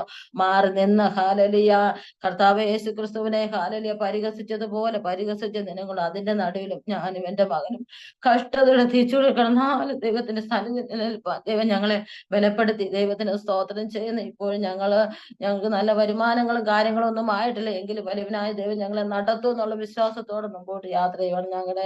ഞങ്ങൾ AG ചർച്ചിലാണ് കടന്നു പോയിരിക്കുന്നത്. ഞങ്ങൾ കഴിഞ്ഞ ഒരു 2 മാസം വരെ CB എബ്രഹാം എന്ന് പറഞ്ഞൊരു ദേവദാസനാണ് ഞങ്ങൾക്ക് വളരെ പ്രാർത്ഥനയും വളരെയധികം ഞങ്ങളെ സഹായിക്കുകയും വചനം തന്നും എന്റെ മോനെ നല്ല രീതിയിൽ എല്ലാ കാര്യങ്ങളും പ്രോത്സാഹനം തരികയൊക്കെ ചെയ്യുന്ന ഒരു ദേവദാസന്റെ ചർച്ചിലായിരുന്നു. ദേവദാസൻ ഇപ്പോൾ 2 മാസമായി ഞങ്ങളുടെ ചർച്ചിൽ നിന്ന് മറ്റൊരു സ്ഥലത്തേക്ക് യാത്ര. ഇപ്പൊ പുതിയൊരു ദേവദാസനാണ്. ആ ദേവദാസനുമായിട്ട് അത്രയായിട്ട് ഞങ്ങൾ അങ്ങോട്ട് അടുത്ത് വന്നിട്ടില്ല. എന്നാൽ ആ ദേവദാസൻ ഞങ്ങളുടെ ചർച്ചിൽ നിന്ന് പോയത് ഞങ്ങൾക്കൊരു വലിയ ഒരു ഭാരമാണ്. ഇതൊക്കെ ഇനി മാറി വരണം. ദൈവത്തിന് സ്തോത്രം ചെയ്യുന്നു. എന്നെ ശ്രവിക്കുന്ന എല്ലാ ദൈവമക്കളും ദേവദാസന്മാരും കർത്തൃ ശുശ്രൂഷ ലീഡ് ചെയ്യുന്ന കർത്തൃദാസന്മാരെല്ലാം ഞങ്ങളെ ഓർത്ത് പ്രാർത്ഥിക്കുകയാണ്. ദൈവത്തിന് സ്തോത്രം ചെയ്യാണ്. ഞങ്ങൾക്ക് ഒരു നല്ല ഒരു ശുഭ നിമിഷം വേണം. അതിനുവേണ്ടി പ്രാർത്ഥിച്ചുകൊണ്ടിരിക്കുന്നു. നല്ല രീതിയിൽ ശുശ്രൂഷയിൽ മുലപ്പെടുവാൻ പ്രാർത്ഥിക്കണം. അതുപോലെ തന്നെ മോന് ചർച്ചിലൊക്കെ എഴുന്നേറ്റ് സുവിശേഷ വേലയുടെ ബന്ധത്തിൽ കടന്നു പോകാനും താല്പര്യം, അതോടൊപ്പം ജോലി ചെയ്യാൻ ആഗ്രഹമുണ്ട്. അതിനുവേണ്ടി പ്രാർത്ഥിക്കണം. ദൈവത്തിന് നന്ദി പറയുകയാണ്. ഞങ്ങളുടെ ഈ സാക്ഷ്യം വളരെ വിലപ്പെട്ടതാണ്. ദൈവത്തിന് സ്തോത്രം ചെയ്യുന്ന അനേകരോട് ഞാൻ എൻ്റെ ഈ സാക്ഷ്യം കടന്നു പോകുന്ന സ്ഥലത്തൊക്കെ ഈ സാക്ഷ്യം സംസാരിക്കും. അവർക്ക് അതൊക്കെ കേട്ട് വളരെയധികം ഭാരപ്പെട്ട ദിനങ്ങളുണ്ട്. ദൈവത്തിന് സ്തോത്രം ചെയ്യുന്നു. കാല് മുറിച്ച സമയത്തും അതൊരു പ്രാവശ്യം കൂടി ഞാൻ പറഞ്ഞു, കാല് മുറിച്ച സമയത്തും ആരാണെങ്കിലും ഒന്ന് കരയുന്നത്. എന്നാൽ ഈ ദേവദാസന്റെ കടന്നീരും പോലെ ദൈവം തന്നതായ കാര്യങ്ങൾ സന്തോഷത്തോടെ ഏറ്റെടുക്കുന്നു എന്ന് പറയുന്ന കാലൊക്കെ വെച്ചൊന്ന് നടപ്പാൻ കഴിഞ്ഞില്ല. 2021 ഒക്ടോബർ 31 ലോകത്തിൽ നിന്ന് മാറ്റപ്പെടാൻ ഇടയായി തീർന്നു. ഹല്ലേലൂയ, ദൈവത്തിന് സ്തോത്രം ചെയ്യുന്ന മെഡിക്കൽ കോളേജിലേക്ക് ഞങ്ങൾ കടന്നുപോയി. അപ്പൊ ലാസ്റ്റ് മൊമെന്റ് ഞാൻ പറഞ്ഞില്ല. എന്താണെന്ന് ചോദിച്ചാൽ, ഞങ്ങൾ 4.5 വർഷത്തിൽ ആയപ്പോൾ പിന്നെ ഞാൻ തൊഴിലുറപ്പ് പദ്ധതിയിലെ ജോലി കഴിഞ്ഞ് വീട്ടിൽ വന്നപ്പോൾ എന്റെ കർത്തദാസന് ഒരു ഛർദിലിന്റെ അനുഭവം ഉണ്ടായി. അപ്പൊ എന്നോട് പറഞ്ഞു ഞാനൊന്ന് ഛർദിച്ചെന്നു. അപ്പോൾ അതുവരെയും ആ 4 വർഷത്തിനിടയിൽ ഒരു അസുഖമോ കാര്യങ്ങളോ ഒന്നും ചെക്കപ്പിനൊക്കെ ഒരു വയ്യാഴിയോ കാര്യങ്ങളോ ഒന്നും വന്നിട്ടില്ല. ഞാൻ ജോലി കഴിയുമ്പോൾ എനിക്കൂടെ ഗ്യാസിൽ നിന്ന് കാപ്പി എടുത്ത് തന്നിട്ടുണ്ട്, കാല് വയ്യാതിരുന്ന അനുഭവത്തിലും. അപ്പോൾ ഒരു അസുഖങ്ങളോ കാര്യങ്ങളോ ഒന്നും അത് ഞാൻ വന്നപ്പോ എന്നോട് പറഞ്ഞു ഞാനൊന്ന് ഛർദിച്ചെന്ന്. ഞാൻ പറഞ്ഞു എന്തെങ്കിലും ആഹാരം എടുത്ത് കഴിച്ചോ? ഇല്ല, ഞാനൊന്നും കഴിച്ചില്ലെന്ന് പറഞ്ഞു. അപ്പൊ ഞാൻ പറഞ്ഞു എന്നാ നമുക്ക് ഹോസ്പിറ്റലിൽ ഇനി ഞാൻ ഹോസ്പിറ്റലിൽ കടന്നു പോകുന്നില്ല, എനിക്ക് സൂചി കൊണ്ടുള്ള കുത്തൊന്നും പറ്റത്തില്ലെന്ന് പറഞ്ഞു. അപ്പൊ ഞാൻ പറഞ്ഞു നമുക്കൊന്ന് പോകാന്ന് വെച്ചാൽ രാത്രിയായി. ഞാനൊന്ന് ഉറങ്ങി വന്നപ്പോൾ പിന്നെയും ഛർദിക്കുന്ന അനുഭവങ്ങൾ കണ്ടു. കുറെ അങ്ങ് ഛർദിച്ച് കഴിഞ്ഞപ്പോ മോൻ പറഞ്ഞു പപ്പ ഇങ്ങനെ വെച്ചോണ്ടിരിക്കാൻ ഒക്കത്തില്ല, വയ്യാത്ത ആളാ, നമുക്ക് ഹോസ്പിറ്റലിൽ പോകണമെന്ന് പറഞ്ഞ് ഞങ്ങൾ പിറ്റേ ദിവസം രാവിലെ തന്നെ റാന്നി മർത്തോമ ഹോസ്പിറ്റലിലേക്ക് കടന്നു ചെന്നു. അവിടെ കടന്നു ചെന്നപ്പോഴത്തേനും അവര് പറഞ്ഞു അച്ഛൻ എത്ര നാളാ ഇങ്ങനെ വന്നിട്ടെന്ന് ചോദിച്ചു. ഇതിന്റെ ആദ്യമായിട്ട് എനിക്ക് ഇങ്ങനെ ഛർദിൽ വരുന്നെന്ന് പറഞ്ഞു. അവർ ആശുപത്രിയിലോട്ട് കയറ്റി എല്ലാം ചെക്കപ്പ് ചെയ്തിട്ട് എന്നോട് പറഞ്ഞു അച്ഛന്റെ കയ്യിൽ ഒരു ശകലം പോലും ബ്ലഡ് ഇല്ലല്ലോ അമ്മയെന്ന് പറഞ്ഞു. ഞാൻ പറഞ്ഞു പിന്നെ ഒന്നുകൂടെ ശ്രമിച്ചു നോക്കാൻ പറഞ്ഞു. അവര് ലാസ്റ്റ് ബ്ലഡ് എടുത്ത് നോക്കി കഴിഞ്ഞപ്പോ ക്രിയാറ്റിൻ അതിശക്തമായി കൂടി നിൽക്കുന്നു. ദൈവത്തിന് സ്തോത്രം ചെയ്യുന്ന എന്നോട് വന്ന് പറഞ്ഞു ക്രിയാറ്റിൻ വളരെ കൂടുതലാണ്, ഞങ്ങൾക്ക് ഇവിടെ ഒന്നും ചെയ്യാൻ പറ്റത്തില്ല, ഇവിടെ അതിനൊക്കെ ഡോക്ടർ ഇല്ല, അതുകൊണ്ട് നിങ്ങൾ കാണിക്കുന്ന ഫിലിവേഴ്സ് ഹോസ്പിറ്റലിലേക്ക് തന്നെ പോകാൻ പറഞ്ഞു. ഞങ്ങൾ ഫിലിവേഴ്സ് ഹോസ്പിറ്റലിലേക്ക് വീണ്ടും ഈ കാലം മുറിച്ച് കഴിഞ്ഞ് 4.5 വർഷം കഴിഞ്ഞ് വീട്ടിലിരുന്ന് കഴിഞ്ഞുള്ള സംഭവം. ഇടയ്ക്കിടയ്ക്ക് ആ ഡോക്ടറെ ഞങ്ങൾ വിളിക്കും, ജിയോ എന്ന് ഡോക്ടറെ വിളിക്കും. അപ്പൊ ഈ കോവിഡ് വന്നത് കാരണം ഹോസ്പിറ്റലൊക്കെ അടച്ചത് കാരണം ഇടയ്ക്ക് ചെക്കപ്പിനൊന്ന് പോകാൻ കഴിയാതെ ഭാരപ്പെട്ടു. അവിടെ ചെന്നപ്പോൾ ഡോക്ടർ എല്ലാ കാര്യങ്ങളും ചെക്കപ്പ് ചെയ്തിട്ട് എന്നെ ഞങ്ങൾ രണ്ടും വിളിച്ചിരുത്തി എന്നോട് പറഞ്ഞു എനിക്ക് പോലും അറിയാതെ പോയി, ഇനിയിപ്പോൾ ഡയാലിസിസിലേക്ക് പോകണമെന്ന് പറഞ്ഞു. കർത്താവേ, അപ്പൊ ഞാൻ കർത്താവെ വീണ്ടും എനിക്ക് ശോധനയാണോ? അവിടെ ഞാൻ കരഞ്ഞു. ഡോക്ടർ പറഞ്ഞു കരയണ്ട, ജീവിതത്തിൽ എല്ലാവർക്കും ഓരോ രോഗങ്ങൾ ഇങ്ങനെ വരുന്നതുകൊണ്ട് കരയണ്ട എന്ന് പറയാനിടയായിരുന്നു. ഞങ്ങൾ ശ്രമിക്കാമെന്ന് പറഞ്ഞു. അപ്പോൾ ഈ പാസ്റ്റർ ചോദിച്ചു, എന്നും ഡയാലിസിസ് ചെയ്യണോന്ന് ചോദിച്ചു. ഇനിയും ജീവിതത്തിന്റെ ഏത് നിമിഷമുണ്ട് ആ നിമിഷം വരെ ഡയാലിസിസിലൂടെ അച്ഛന് ജീവിക്കാൻ പറ്റത്തുള്ളൂ. ഒരു നിമിഷം ഞാൻ മോനെ കയറ്റിയില്ല, മോൻ വെളിയിലായിരുന്നു. ഞാൻ ഒരു നിമിഷം തകർന്നു. ദൈവമേ, വീണ്ടും ഞങ്ങൾ ബിലീവേഴ്സിൽ അഭയം 4.5 വർഷത്തിന് ശേഷം വീണ്ടും ബിലീവേഴ്സിൽ അഭയം തേടുകയാണ്. ഞാൻ ഇങ്ങനെ ഭാരപ്പെട്ട് ഞാൻ കരഞ്ഞോണ്ട് തന്നെ ഇറങ്ങി വന്നപ്പോൾ മോൻ എന്നോട് ചോദിച്ചു എന്തോ പറ്റിയത്. ഞാൻ ഇങ്ങനെ പറഞ്ഞപ്പോൾ ഡോക്ടർ പറഞ്ഞു വീട്ടിൽ പോയി എല്ലാ കാര്യങ്ങളും ക്രമീകരിച്ചിട്ട് അഡ്മിറ്റ് ആകാനുള്ള എല്ലാ വഴിയും ഒരുക്കിക്കൊണ്ട് വരാൻ പറഞ്ഞു. അപ്പൊ ഞാൻ ശരി ഡോക്ടറെ എന്ന് പറഞ്ഞ് ഞങ്ങൾ വീട്ടിൽ വന്നു. ഞങ്ങൾ പോകാനുള്ള എല്ലാം ക്രമീകരിച്ചു. അതിന്റെ തലേദിവസം ആയപ്പോൾ ദേവദാസന്റെ മനം മാറിയിട്ട് പറഞ്ഞു ഞാൻ ബിലീവേഴ്സ് ഹോസ്പിറ്റലിലേക്ക് ഇനിയും കടന്നു പോകുന്നില്ല. ഞങ്ങൾ ചോദിച്ചു, പപ്പ അങ്ങനെ പറയരുത്, അവിടെ ഡോക്ടർ ചെല്ലാൻ പറഞ്ഞാലും ഞാൻ അവിടെ പോകുന്നില്ല, ഇനിയും പോയാൽ നമ്മളെ കൊണ്ട് ഒക്കത്തില്ല എന്ന് പറഞ്ഞു. ഒരു 8 ലക്ഷം രൂപ ഡോക്ടർ പറഞ്ഞു, ഓപ്പറേഷൻ ഡയാലിസിസും ഒക്കെ. അപ്പം അത്രയും നമ്മളെ കൊണ്ട് ഒക്കത്തില്ല എന്ന് പറഞ്ഞു. ഇവിടെ തന്നെ ഇരുന്നുകൊണ്ട്, വീട്ടിൽ തന്നെ ഇരുന്നുകൊണ്ട് ആരെയും ഒക്കെ കോണ്ടാക്ട് ചെയ്ത് മെഡിക്കൽ കോളേജിൽ പോകാനുള്ള എല്ലാ സംവിധാനവും ഒരുക്കി. അപ്പൊ ഞങ്ങൾ പറഞ്ഞു ഡോക്ടർ നമുക്ക് അവിടെ തന്നെ പോവാം. വേണ്ട, പോകത്തില്ലെന്ന് പറഞ്ഞ് ഞങ്ങളെ നിർബന്ധിച്ച് ഈ പപ്പായുടെ നിർബന്ധപ്രകാരം ഞങ്ങൾ മെഡിക്കൽ കോളേജിലേക്ക് പോയി. മെഡിക്കൽ കോളേജ് അവിടെ ചെന്നപ്പോഴും ഡോക്ടർ ഇത് തന്നെയാണ് പറയുന്നത്, ഡയാലിസിസ് ചെയ്യണം, ഡയാലിസിസ് ചെയ്യാതെ ഇനി മുമ്പോട്ട് ജീവിക്കാൻ പറ്റത്തില്ല. അവിടെ മെഡിക്കൽ കോളേജ് നമ്മുടെ ബിലീവേഴ്സ് ഹോസ്പിറ്റലിൽ അവിടെ ഭയങ്കര ബുദ്ധിമുട്ടാ. നമ്മുടെ കൂട്ടത്തിൽ കുറെ ആൾ 2-3 പേര് ഇല്ലാതെ നമുക്ക് അവിടെ പിടിച്ചു നിൽക്കാൻ പറ്റത്തില്ല. എങ്കിലും ഞാനും എന്റെ മോനും തന്നെ ഞങ്ങളുടെ കൂട്ടത്തിൽ ആരും വരാൻ ഒരുങ്ങിയില്ല. കാരണം എന്നാ വെച്ചാൽ കോവിഡ് ആയതുകൊണ്ട് ആർക്കും ഞങ്ങളുടെ കൂട്ടത്തിൽ ഒന്ന് വരുവാനോ സഹായിപ്പാനോ ഒന്നും പറ്റിയില്ല. ഞാനും മോനും അവിടെ ഒരാഴ്ച അവിടെ മെഡിക്കൽ കോളേജിൽ കിടന്നിട്ട് ഡോക്ടർ പറഞ്ഞു വീണ്ടും പോയിട്ട് 2 ആഴ്ച കഴിഞ്ഞു. അതിനുള്ളത് എന്തെങ്കിലും അസ്വസ്ഥത ഉണ്ടായെങ്കിൽ മർത്തോമായിലോട്ട് തന്നെ പോകണമെന്ന് പറഞ്ഞു ചെറിയ ഹോസ്പിറ്റൽ. ഞങ്ങൾ ഇവിടെ വീട്ടിൽ വന്നു, ഒരാഴ്ച കിടന്ന് വീട്ടിൽ വന്ന് ഒരു ദിവസം താമസിച്ചില്ല. പിറ്റേ ദിവസം അതിശക്തമായ ശ്വാസം മുട്ടലും അതിശക്തമായ ബുദ്ധിമുട്ടും. കാലില്ലാതെ ഒരാളിനെ ഈ കൊച്ചു പൈതലും ഞാനും എങ്ങനെ താങ്ങിക്കൊണ്ടുപോയി. കോവിഡ് ആയതുകൊണ്ട് ആരും അടുത്ത്, എത്ര ദൈവമക്കളാന്ന് പറഞ്ഞാലും ആരും അടുത്ത് വന്നില്ല. ഞാൻ ഈ പൈതലും ഒരു വിധത്തില് ദൈവദാസനെ വീൽ ചെയറിൽ വെച്ച് താഴെ റോഡിലോട്ട് ഇറക്കിയിട്ട് അവിടുന്ന് ഒരു വണ്ടി വന്നു. ഒരു പൈതൽ വന്ന് ഞങ്ങളെ മർത്തോമായിലാക്കി തന്നു. അവിടെ ചെന്ന് കഴിഞ്ഞ് അവിടുത്തെ ഡോക്ടർ നോക്കി കോവിഡ് പോസിറ്റീവായി. കാര്യം വളരെ അതിശക്തമായി. അപ്പൊ മോൻ പറഞ്ഞു ഇനി പപ്പായ്ക്ക് ഒരു രക്ഷയുമില്ല, പപ്പ മരിച്ചു പോകും, അമ്മേ പപ്പ മരിച്ചു പോകുന്നു പറഞ്ഞു. ഞാൻ പറഞ്ഞു മോനെ ഇല്ല, ദൈവം നമ്മളെ അങ്ങനെ ഒന്നും ചെയ്യത്തില്ലെന്ന് പറഞ്ഞപ്പോൾ ആ ഡോക്ടർ പറഞ്ഞു എന്നാ മുത്തൂറ്റേക്ക് റെഫർ ചെയ്യാമെന്ന് പറഞ്ഞു. അപ്പൊ അവര് പറഞ്ഞു വേണ്ട, മുത്തൂറ്റൊന്നും വിടണ്ട, മെഡിക്കൽ കോളേജിൽ തന്നെ ചെയ്യാന്ന് പറഞ്ഞു. മെഡിക്കൽ കോളേജിലേക്ക് തന്നെ ഞാനും മോനും ആംബുലൻസിലെ ഡ്രൈവറും മാത്രം ഞങ്ങൾ രാത്രി 1 മണിക്ക് ഞങ്ങൾ പോകുന്ന സാഹചര്യം ദൈവമക്കളൊന്ന് ചിന്തിച്ചു നോക്ക്.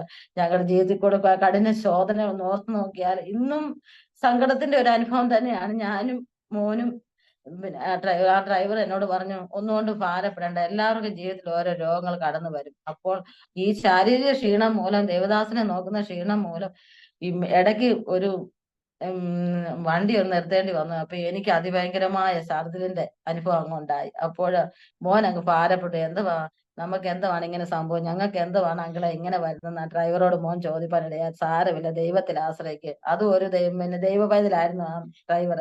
ദൈവത്തിൽ ആശ്രയിക്കുക, ദൈവം നിങ്ങളെ ബലപ്പെടുത്തുന്നു. ഞങ്ങളെ പിന്നെ മെഡിക്കൽ കോളേജിൽ 12:30 ഞങ്ങൾ മെഡിക്കൽ കോളേജിൽ ചെന്ന് അവർ ഞങ്ങൾ ചെയ്തപ്പോ അന്നേരം ഡോക്ടർ പറഞ്ഞു രക്ഷപ്പെടത്തില്ലെന്ന് പറഞ്ഞു. അങ്ങനെ അവിടുത്തെ ഐസിയിൽ കൊണ്ട് കോവിഡ് വാർഡിൽ ഞങ്ങൾ കിടന്നു. ഞാൻ അകത്തായിരുന്നു, മോൻ വെളിയിലും. അങ്ങനെ ഞങ്ങൾ ഒരാഴ്ച കിടന്നു. അപ്പൊ അന്ന് ദേവദാസന് ഇങ്ങനെ കിടന്ന സമയത്ത് ശ്വാസം മുട്ടൽ തന്നെ, ഓക്സിജൻ ഒക്കെ ഇട്ട് ഇങ്ങനെ കിടക്കുവായിരുന്നു. അപ്പൊ ഞാൻ തലയെ കൈ വെച്ച് പ്രാർത്ഥിച്ച്, കർത്താവേ വീണ്ടും ഞങ്ങളെ ശോധന ചെയ്യുവാണോ, ഈ ദേവദാസന് വിടുതൽ കൊടുക്കണമേ, ഞാൻ തലയെ വെച്ച് കരഞ്ഞു പ്രാർത്ഥിച്ചിട്ട്. അപ്പൊ അവിടുത്തെ ഡോക്ടർ എന്ന് പറഞ്ഞ് കോവിഡിന്റെ ഇതാ, ശ്വാസം മുട്ടൽ, അതങ്ങ് മാറിക്കോളൂ എന്ന് പറഞ്ഞു. രാവിലെ വെളുപ്പിനെ ആയിട്ടും ദേവദാസൻ കണ്ണു തുറക്കുന്നില്ല. അപ്പൊ ഞാൻ അവൾ തലേ കൈ വെച്ച് പ്രാർത്ഥിച്ച് പപ്പ പപ്പ എന്നിങ്ങനെ വിളിച്ചപ്പോ കണ്ണൊന്ന് തുറന്നിട്ട് ചാടി എന്ന് എഴുന്നേറ്റിട്ട് പറഞ്ഞു എനിക്ക് ഒരു ഗ്ലാസ് വെള്ളം തരാൻ പറഞ്ഞു. ആ വെള്ളം ഞാൻ കുടിച്ചിട്ട് എന്നോട് പറഞ്ഞു, ഞാൻ ഓർത്തു ഞാൻ ഇന്നലെ രാത്രി നിങ്ങളെ വിട്ട് മരണപ്പെടുമെന്ന് ഞാൻ വിചാരിച്ചെന്ന് പറഞ്ഞു. ഞാൻ ഇങ്ങനെ തോളെ തട്ടിട്ട് പറഞ്ഞു, തമ്പുരാൻ അങ്ങനെ ഒന്നും വരുത്തത്തില്ലെന്ന് പറഞ്ഞു. അങ്ങനെ അന്ന് മുതൽ അല്പം ഇച്ചിരി ഭക്ഷണം കഴിച്ചു, മുഖം കഴുകി അല്പം ഭക്ഷണം കഴിച്ചു. പുട്ട് എന്തോ അവിടെ നമുക്കെല്ലാം ഫ്രീ ആയിട്ട് കിട്ടുന്നതുകൊണ്ട് പുട്ട് കഴിച്ചിട്ട് ദേവദാസൻ ഇങ്ങനെ സംസാരിച്ച് മാസ്ക് ഒക്കെ എടുത്ത് മാറ്റി ഇങ്ങനെ ഇരിക്കുന്ന ഒരു സാഹചര്യത്തിൽ വന്നപ്പോഴത്തേനും പെട്ടെന്ന് ഞാൻ ഓർത്തപ്പോൾ ഡോക്ടർ ഞങ്ങളോട് വന്ന് പറഞ്ഞ് അച്ഛന്റെ അസുഖം എല്ലാം മാറി, നിങ്ങൾക്ക് ഇനി വീട്ടിൽ പോകാമെന്ന്. ഇപ്പൊ വീട്ടിൽ പോകാന്നുള്ള സന്തോഷത്തോടെ ഞാൻ ഇങ്ങനെ ഇരുന്നപ്പോഴത്തേനും മോന് വെളിയിലായിരുന്നു. വെളിയിൽ ഞങ്ങൾക്ക് ഓരോ സാധനങ്ങളൊക്കെ വാങ്ങിച്ചു തരാൻ ഒരാള് വെളിയിൽ നിൽക്കണമെന്ന് പറഞ്ഞു. അപ്പൊ മോന് അതിഭയങ്കരമായ പനിയായപ്പോ ഞങ്ങളോട് വന്ന് പറഞ്ഞു, അമ്മ എനിക്ക് പനിയാ, ഞാൻ വീട്ടിലോട്ട് പോവാം. അപ്പൊ ഞാൻ പറഞ്ഞു, മോൻ തന്നെ വീട്ടിലോട്ട് പോയാലേ, അങ്ങനെ ഭക്ഷണം കാര്യങ്ങളൊന്നും ഉണ്ടാക്കാൻ അറിയത്തില്ല, ഇവിടെ ഡോക്ടറെ കണ്ടിട്ട് ഇവിടെ റൂമിലെങ്ങാനും നമുക്ക് താമസിക്കാമെന്ന്. ഇല്ല, ഞാൻ പോവാന്ന് പറഞ്ഞു. മോനെ ഇങ്ങ് പറഞ്ഞു വിട്ടു. മോൻ വീട്ടിൽ പോകുമ്പോ എല്ലാ സാധനവും സാമ്പത്തികം കൊടുത്തിട്ട് പറഞ്ഞു, പോകുന്ന സമയത്ത് എല്ലാം മേടിച്ച് കഴിക്കണം, എന്തെങ്കിലും ബ്രെഡൊക്കെ വാങ്ങിച്ചോണ്ട് പോകണമെന്ന് പറഞ്ഞു. മോനെ തെരുതെരെ വിളിച്ചിട്ട് മോൻ ഇങ്ങ് പോന്നു. മോൻ തന്നെയുള്ള ആദ്യമായിട്ടാ കുഞ്ഞ് തന്നെ ഇങ്ങോട്ട് പോരുന്നത്. അപ്പൊ ദേവദാസൻ പറഞ്ഞു, മോൻ പോട്ടെ, ഇവിടെ തണുപ്പടിച്ച് കിടക്കണമെന്ന് പറഞ്ഞു. മോൻ ഇങ്ങ് പോരുകയും ചെയ്തു. അന്ന് പ്രിൻസ് മോൻ ഇങ്ങ് പോന്നു കഴിഞ്ഞപ്പോൾ തന്നെ ദേവദാസിന് എന്തോ ഭയങ്കര വിമ്മിഷ്ടം, ഇങ്ങനെ അലയടിപ്പാൻ തുടങ്ങി, എന്തോ ശക്തമായ വിമ്മിഷ്ടം. അപ്പൊ ഞാൻ പറഞ്ഞു, ഞാൻ പ്രാർത്ഥിക്കാന്ന്. അപ്പൊ എന്നോട് പറഞ്ഞു, എന്റെ കൂട്ടുകാരൊരാളുണ്ട്, ഒരു പാസ്റ്റർ ഉണ്ട്, റോയി എന്ന് പറഞ്ഞൊരു പാസ്റ്ററെ നീ ഒന്ന് വിളിച്ചേ, അവൻ എനിക്ക് വേണ്ടി ഒന്ന് പ്രാർത്ഥിക്കുമെന്ന് പറഞ്ഞു. അങ്ങനെ റോയിയെ വിളിച്ചു. റോയി തോമസ് പാസ്റ്റർ പ്രാർത്ഥിച്ച് കഴിഞ്ഞ് സൗഖ്യമുണ്ടെന്ന് പറഞ്ഞു. പിന്നെ പിറ്റേ ദിവസം രാവിലെ ടെൻഷൻ അടിച്ചു. ഞാൻ പറഞ്ഞു, ടെൻഷൻ അടിക്കല്, കോവിഡ് ആകുമ്പോൾ ടെൻഷൻ അടിക്കലെന്ന്. അങ്ങനെ ടെൻഷൻ അടിച്ച് പെട്ടെന്ന് ഒരു വിമ്മിഷ്ടം ഇങ്ങനെ വന്ന് ഞാനിങ്ങനെ നെഞ്ച് തിരുമ്മിക്കൊണ്ടിരിക്കുമ്പോ തന്നെ പുറകോട്ട് മറിഞ്ഞു വീഴുവാനിടയായി. ഞാൻ മാത്രമേ ഉള്ളായിരുന്നു. ആ കോവിഡ് വാർഡിൽ കിടന്ന എല്ലാവരും താഴത്തെ നിലയിലോട്ടൊക്കെ മാറ്റുമായിരുന്നു. ആ പരിചയപ്പെട്ടവർ പോലും എന്റെ അടുത്തില്ല ഒരു ഫോൺ കോൾ ചെയ്യാനായിട്ട് വീട്ടിലോട്ട്. അപ്പൊ അങ്ങനെ തന്നെ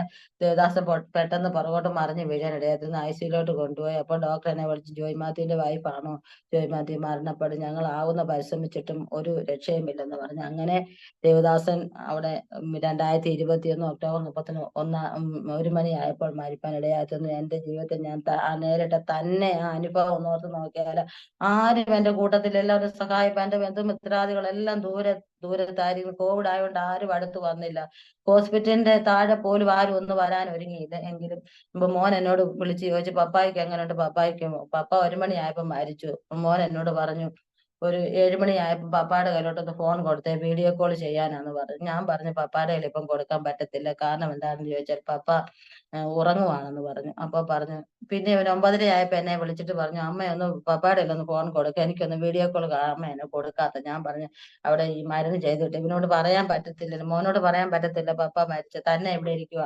വിദേശത്തുള്ളവരെല്ലാം പിന്നെ അറിഞ്ഞിട്ടും ആർക്കും അടുക്കാൻ പറ്റത്തില്ല. മോനും കോവിഡ് ആയിട്ട് വീട്ടിൽ വന്നിരിക്കുക. അങ്ങനെ അങ്ങനെ രാവിലെ ആയിട്ടും ഒന്നും ഞാൻ പറഞ്ഞില്ല. ഞാനപ്പോ ഓർത്ത്, എന്റെ കർത്താവ് മോനോട് എങ്ങനെ ഒന്ന് അറിയിക്കും, തന്നെ ഇരിക്കുവാണല്ലോ, കോവിഡ് ആണല്ലോ, പപ്പ മരിച്ചു പോയെന്ന് എങ്ങനെ മോനോട് സ്നേഹത്തോടെ പറഞ്ഞു വിട്ടതാണല്ലോ പപ്പ മരിച്ചു പോയത്. അപ്പം രാവിലെ അവിടുന്ന് തന്നെ എന്റെ ജ്യേഷ്ഠത്തിയുടെ മോനും മരുമോനും കൂടെ, അവർക്ക് വണ്ടി ഉണ്ടായിരുന്നു, ആ വണ്ടി എടുത്തോണ്ട് വന്ന് മറ്റ് ഡ്രസ്സുകൾ PPE കിറ്റ് എല്ലാം വിട്ടാണ് മോനെ അങ്ങോട്ട് കൊണ്ടുവന്നത്. വഴി വന്നപ്പോഴെങ്ങനെയോ ഞാൻ മെസ്സേജ് കണ്ടു, ഇവന് മനസ്സിലായി പപ്പ മരിച്ചു പോയെന്ന്. ഇങ്ങനെ അപ്പൊ തന്നെ ആരും എന്നോട് പറഞ്ഞില്ല. അപ്പൊ ഞാനിങ്ങനെ ഫോൺ എടുത്ത് നോക്കുമ്പോ ഇവൻ എന്തോ മെസ്സേജ് ഇട്ടേക്കുന്നു, എനിക്കിനി ആരുമില്ല, ഞാൻ തനിയായിപ്പോ. എന്റെ ഹൃദയം പൊട്ടുന്ന വേദന ഞങ്ങൾ സന്തോഷത്തോടെ കടന്നുപോയ ഫലത്തിൽ നിന്ന് കർത്തദാസൻ ചിത്രയെ ചേർക്കപ്പെട്ടു. ദൈവത്തിന്റെ സന്തോഷമാണെങ്കിലും നമ്മുടെ ഭൗതിക ജീവിതത്തിൽ നിന്ന് കർത്തദാസൻ നഷ്ടപ്പെട്ടു പോയി. ദൈവത്തിന് സ്തോത്രം ചെയ്യുന്നു.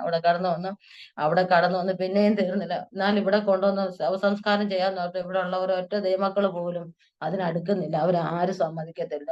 ഞങ്ങളുടെ ഞങ്ങളുടെ അടുത്തുള്ള ദൈവമക്കളെല്ലാം പറഞ്ഞ് ഇങ്ങോട്ട് കൊണ്ടുവരാൻ പറ്റത്തില്ല, ഞങ്ങൾ ആരും ഇത് ചെയ്യത്തില്ല. അങ്ങനെ എല്ലാവർക്കും പേടിയുടെ ഒരു സാഹചര്യത്തിൽ തന്നെ മെഡിക്കൽ കോളേജിന്റെ അവിടെ ഒരു അവിടെ തന്നെ ശവസംസ്കരിപ്പാനും അവിടെ ഞങ്ങൾ തനിയെ വീട്ടിലേക്ക് ഞാനും എന്റെ മോനും തന്നെ വീട്ടിൽ വന്ന് 28 ദിവസം വെച്ചാണ് ഞങ്ങൾക്ക് വെച്ചിരിക്കുന്നത്. ഞാൻ അന്നേരം 28 ദിവസക്കാലം ഞാനും ഈ മോനും ഈ റൂമിൽ തന്നെ, ഞങ്ങൾ ഈ ദേശത്തുള്ള ആരും അടുക്കാതെ വണ്ണം ഞങ്ങൾ ഈ റൂമിലായിരുന്നു. ഞങ്ങളെ സഹായിച്ച ചില ദൈവമക്കൾ ഞങ്ങളുടെ വീടിന്റെ മുറ്റത്ത് കൊണ്ട് സാധനങ്ങളൊക്കെ കൊണ്ട് വെച്ചിട്ട് അങ്ങ് പോകും. അല്ലാതെ ഞങ്ങൾ കയറി വരാനോ ഒരു ആശ്വാസ വാക്ക് പറയാനോ ഒന്നും ആരുമില്ലായിരുന്നു. ഞങ്ങൾ 28 ദിവസക്കാലം ഈ റൂമിൽ തന്നെ അടഞ്ഞിരുന്നു. ഞങ്ങൾക്ക് വളരെയധികം ബുദ്ധിമുട്ടും സാഹചര്യങ്ങളുമായിരുന്നു. കാരണം എന്താന്ന് ചോദിച്ചാൽ, ഒരു മരണം കഴിഞ്ഞാല് ആരെങ്കിലും ഒക്കെ വീട്ടിലൊന്ന് കയറി വന്ന് നമുക്കളോട് ഒന്ന് സംസാരിക്കാൻ പോലും പറ്റാത്തൊരു സാഹചര്യം ഞങ്ങളുടെ ജീവിതത്തിലൂടെ കടന്നുപോയി. അതിന്റെ നടുവിലൂടെ എല്ലാം ദൈവം ഞങ്ങളെ ഇത്രത്തോളം ബലപ്പെടുത്തി ശക്തീകരിച്ചു. ഇന്നും ദൈവം ഞങ്ങളെ നടത്തുന്നു. ഇപ്പോൾ 2.5 വർഷക്കാലമാകുന്നു ദേവദാസിന്റെ ഓർത്തുനിന്ന് മാറ്റപ്പെടും. ഞങ്ങളും ദൈവത്തിന്റെ മാറ്റമില്ലാത്ത വചനത്തിനും മുമ്പിൽ കൈകാര്യം ചെയ്തുകൊണ്ടിരിക്കുന്നു. മകൻ സുവിശേഷ വേല ചെയ്യുവാനും ആഗ്രഹിക്കുന്നു. അവനും പപ്പ പോയ പിൻപാത, പപ്പ ചെയ്ത കാര്യങ്ങളുടെ ബാക്കി ചെയ്യുവാനും ആഗ്രഹിക്കുന്നു. ദൈവത്തിന് സ്തോത്രം ചെയ്യുന്നു. ഇത്രത്തോളം ദൈവം ഞങ്ങളെ നടത്തി. ദൈവം ഞങ്ങൾക്ക് എല്ലാ സാവകാശങ്ങളും ഒരുക്കി തരണം. ദൈവത്തിന് സ്തോത്രം ചെയ്തു. ദൈവത്തിന് മുമ്പിൽ കഷ്ടങ്ങൾ ഒരുപാട് സഹിച്ചു. സ്തോത്രം ചെയ്ത് സന്തോഷത്തോടെ വേലയ്ക്ക് ഇറങ്ങി തിരിച്ചു. കഷ്ടങ്ങളുടെ ഒരു കൂമ്പാരം ജീവിതം ഞങ്ങൾ സഹിച്ചു എങ്കിലും അതെല്ലാം സന്തോഷത്തോടെ തരണം ചെയ്യാൻ ദൈവം എനിക്ക് കൃപ തന്നുകൊണ്ടിരിക്കും. ദൈവത്തിന് സ്തോത്രം ചെയ്യുന്നു. കഴിഞ്ഞ ദിവസക്കാലം ഈ മീറ്റിങ്ങിൽ പങ്കെടുക്കണമെന്നും പ്രാർത്ഥിക്കണമെന്നൊക്കെ ഞാൻ വളരെ ആഗ്രഹിച്ചതിന് വേണ്ടി പ്രാർത്ഥിച്ചുകൊണ്ടിരുന്നു. ദൈവത്തിന് സ്തോത്രം ചെയ്യുന്നു. അവിടെ ഈ മീറ്റിംഗ് ശ്രമിച്ചുകൊണ്ടിരിക്കുന്ന എല്ലാ ദേവദാസന്മാരും ദൈവമക്കളും ഞങ്ങളെ ഓർത്തും ഞങ്ങളുടെ ഭവനത്തെ ഓർത്തും പ്രാർത്ഥിക്കണം. ദൈവത്തിന് സ്തോത്രം ചെയ്യുന്നു. മുമ്പോട്ട് ഞങ്ങളുടെ കാര്യങ്ങളെല്ലാം നടക്കാനും വിലയേറിയ പ്രാർത്ഥന ഞങ്ങൾക്ക് ആവശ്യമാണ്. ദൈവത്തിന് സ്തോത്രം ചെയ്യുന്നു. ദൈവം ഞങ്ങളെ കടന്റെ കൃഷ്ണമണി പോലെ കാത്തു എന്ന് തന്നെ പറയാം. അനേകർ എന്റെ സാക്ഷ്യം കേട്ടുകൊണ്ട് എന്നോട് ഇങ്ങനെ ചോദിക്കും, എങ്ങനെ ഇതിന്റെ മധ്യത്തിൽ പിടിച്ചു നിന്നു? ദൈവമക്കളല്ലാത്തവരും എന്നോട് ചോദിക്കും, എങ്ങനെ ഇതിന്റെ മധ്യത്തിൽ പിടിച്ചു നിന്നു? ഞങ്ങളെ കൊണ്ടൊന്നും പറ്റത്തില്ല. സാമ്പത്തികമില്ലാതെ ഒന്നും, എത്രയും വലിയ രോഗത്തിന് സാമ്പത്തികമില്ലാതെ ഒന്നും പറ്റത്തില്ല. ഒരാഴ്ച 2000 രൂപയുടെ മരുന്ന് തന്നെ ദേവദാസനുമാണ് മരുന്നെങ്കിലും സ്വർഗത്തിലെ ദൈവം എല്ലാം ഞങ്ങൾ എത്രത്തോളം നടത്തി തന്നെ ഞങ്ങൾക്ക് പറയാം. ദൈവത്തിന് സ്തോത്രം ചെയ്യുന്ന ദൈവിക പാദപീഠത്തിൽ നിലനിൽപ്പാൻ ആവശ്യമായ കൃപ കർത്താവ് ഞങ്ങൾക്ക് തന്നുകൊണ്ടിരിക്കുന്നു. സ്തോത്രം ചെയ്യുന്നു. രാവിലെയും വൈകിട്ടും ദൈവസന്നിധി കരഞ്ഞ് പ്രാർത്ഥിച്ചുകൊണ്ടിരിക്കുന്നു. ഞങ്ങളെ നടത്തിയ വിധങ്ങളെ പിന്നെയും വർണ്ണിപ്പാൻ എനിക്ക് കഴിയണം. അനേകരോട് എന്റെ സാക്ഷ്യം സംസാരിക്കണം. ദൈവത്തിന് സ്തോത്രം ചെയ്യുകയാണ്. ദൈവം ദൈവമില്ലാത്ത ദേശത്ത് തന്നെ വിളിച്ച് ഇറക്കിക്കൊണ്ട് വന്നു. ദൈവത്തിന് സ്തോത്രം ചെയ്യുന്നു. എന്നാൽ അവരുടെയൊക്കെ മുമ്പിൽ നല്ല രീതിയിൽ തന്നെ നിൽപ്പാൻ അനേകര് അവരെ തെറ്റിപ്പോയി. അവര് നല്ല പദവിയിലൊക്കെയും ജീവിച്ചിട്ട് അനേകരും തെറ്റിപ്പോയി. എന്നാൽ തെറ്റാതെ പതറാതെ നിൽപ്പാൻ സ്വർഗത്തിലെ ദൈവം ഞങ്ങൾക്ക് കൃപ തന്നുകൊണ്ടിരിക്കും. ദൈവത്തിന് സ്തോത്രം ചെയ്യുന്നു. എനിക്ക് തൊണ്ടോട് എന്റെ കുഞ്ഞിന്റെ ഭാവിക്ക് വേണ്ടി നിങ്ങളുടെ പ്രാർത്ഥന വളരെ വിലപ്പെട്ടതാണ്. അവനെ കഴിഞ്ഞ ഒരു പ്രാവശ്യം കൂടി പറയുകയാണ്. അതിന് മുമ്പോട്ടൊരു ചെറിയ പഠനം അവൻ ആഗ്രഹിക്കുന്നു. അതുപോലെ തന്നെ അവന്റെ ഭാവിക്ക് വേണ്ടി വിലയേറിയ മക്കൾ പ്രാർത്ഥിക്കണം. ദൈവത്തിന് സ്തോത്രം ചെയ്യാണ്. ഹല്ലേലൂയ. ദൈവത്തിന്റെ പദ്ധതിയാണ് ഇങ്ങനെയൊക്കെ കൊണ്ടുവരണം എന്നുള്ള നല്ല രീതിയിൽ നടന്നു പോയാൽ ഒരിക്കലും നമ്മൾ ദൈവത്തെ നമ്മൾ മുറുകെ പിടിക്കില്ല. അതാണ് ഞാൻ ചിന്തിച്ചുകൊണ്ടിരിക്കുന്നത്. കഷ്ടങ്ങളില്ലെങ്കിൽ നമ്മളൊന്നും ദൈവസന്നിധിയിൽ ഒരുങ്ങത്തില്ല. സ്തോത്രം ചെയ്യുന്ന കഷ്ടങ്ങളുണ്ടെങ്കിൽ മാത്രമേ ദൈവസന്നിധി നമ്മൾ പ്രാർത്ഥിക്കുകയും പാടുകയും ഒക്കെ ചെയ്യത്തുള്ളൂ. ദൈവത്തിന് സ്തോത്രം ചെയ്യാണ്. ഈ കഷ്ടതയുടെ നടുവിലും 46 സങ്കീർത്തനം പോലെ കഷ്ടങ്ങളിൽ തുണയായിരിക്കുന്നത് പറയുന്നത് പോലെ ദൈവസന്നിധിയിലെ കഷ്ടങ്ങളിൽ എന്റെ കർത്താവിനോട് കൂടെ എന്ന കൃപയ്ക്ക് ദൈവത്തിന് സ്തോത്രം. ഞാൻ സാക്ഷ്യം പറയുവാണെങ്കിൽ എനിക്കാണെങ്കിൽ വളരെ ഇങ്ങനെ പെന്തക്കോസ്ത് വിശ്വാസം എനിക്ക് ഇഷ്ടമില്ലാത്ത കാര്യമാണ്. കാരണം വെച്ചാൽ ആഭരണങ്ങളൊക്കെ ഇട്ട് ഒരു കൂട്ടം ചിലർ നടക്കുന്നത് പോലെ നമുക്കും അങ്ങനെ ആഭരണങ്ങളൊക്കെ ഇട്ട് നടക്കുന്ന ഒരു കാലത്തിലായിരുന്നു. എന്നാൽ അതൊന്നും എനിക്ക് ഇഷ്ടമില്ലായിരുന്നു. എന്നാൽ എന്റെ വലിയവനായ ദൈവം അതിന്റെ നടുവിൽ എന്നെ ഒറ്റയ്ക്ക് എന്റെ ഭവനത്തിൽ നിന്ന് വിളിച്ചു വേദിക്കുന്ന എന്റെ കുടുംബത്തിലുള്ളവർ എല്ലാവരും രക്ഷയുടെ ഭാഗത്ത് കടന്നു വന്നിട്ടുണ്ട്. എന്റെ സഹോദരി ഒരാളുണ്ട്. അവർ മുണ്ടക്കേതിന്റെ പ്രദേശത്താണ്. മോനും സുവിശേഷ വേല ചെയ്യുന്നു. അവരെല്ലാം കുടുംബമായിട്ട് രക്ഷിക്കപ്പെട്ടു. അത് എന്റെ വീട്ടിലുള്ള എല്ലാവരും രക്ഷിക്കപ്പെടുവാനിടയായി. എന്നാലും ഞാൻ ആ വേലയ്ക്ക് ഇറങ്ങി തിരിച്ചപ്പോൾ എന്റെ സഹോദരിയുടെ ഭർത്താവ് പോലും എന്നെ വഴക്ക് പറഞ്ഞിട്ടുണ്ട്, എന്തോ കാര്യത്തിന് ഇങ്ങനെയൊക്കെ ഇറങ്ങി പോകുന്നു. എന്നാൽ ഇന്ന് അവരൊക്കെ എന്നേക്കാൾ ആത്മീയമായ വിശ്വാസത്തിൽ മുമ്പോട്ട് നിൽക്കുന്നു. എനിക്ക് അവർക്ക് വേണ്ടിയൊക്കെ പ്രാർത്ഥിപ്പാനും ജാഗരിപ്പാനൊക്കെ ഞാൻ അനേക ദിനങ്ങളിൽ പ്രാർത്ഥിച്ചു. ദൈവത്തിന് സ്തോത്രം ചെയ്യുന്നു.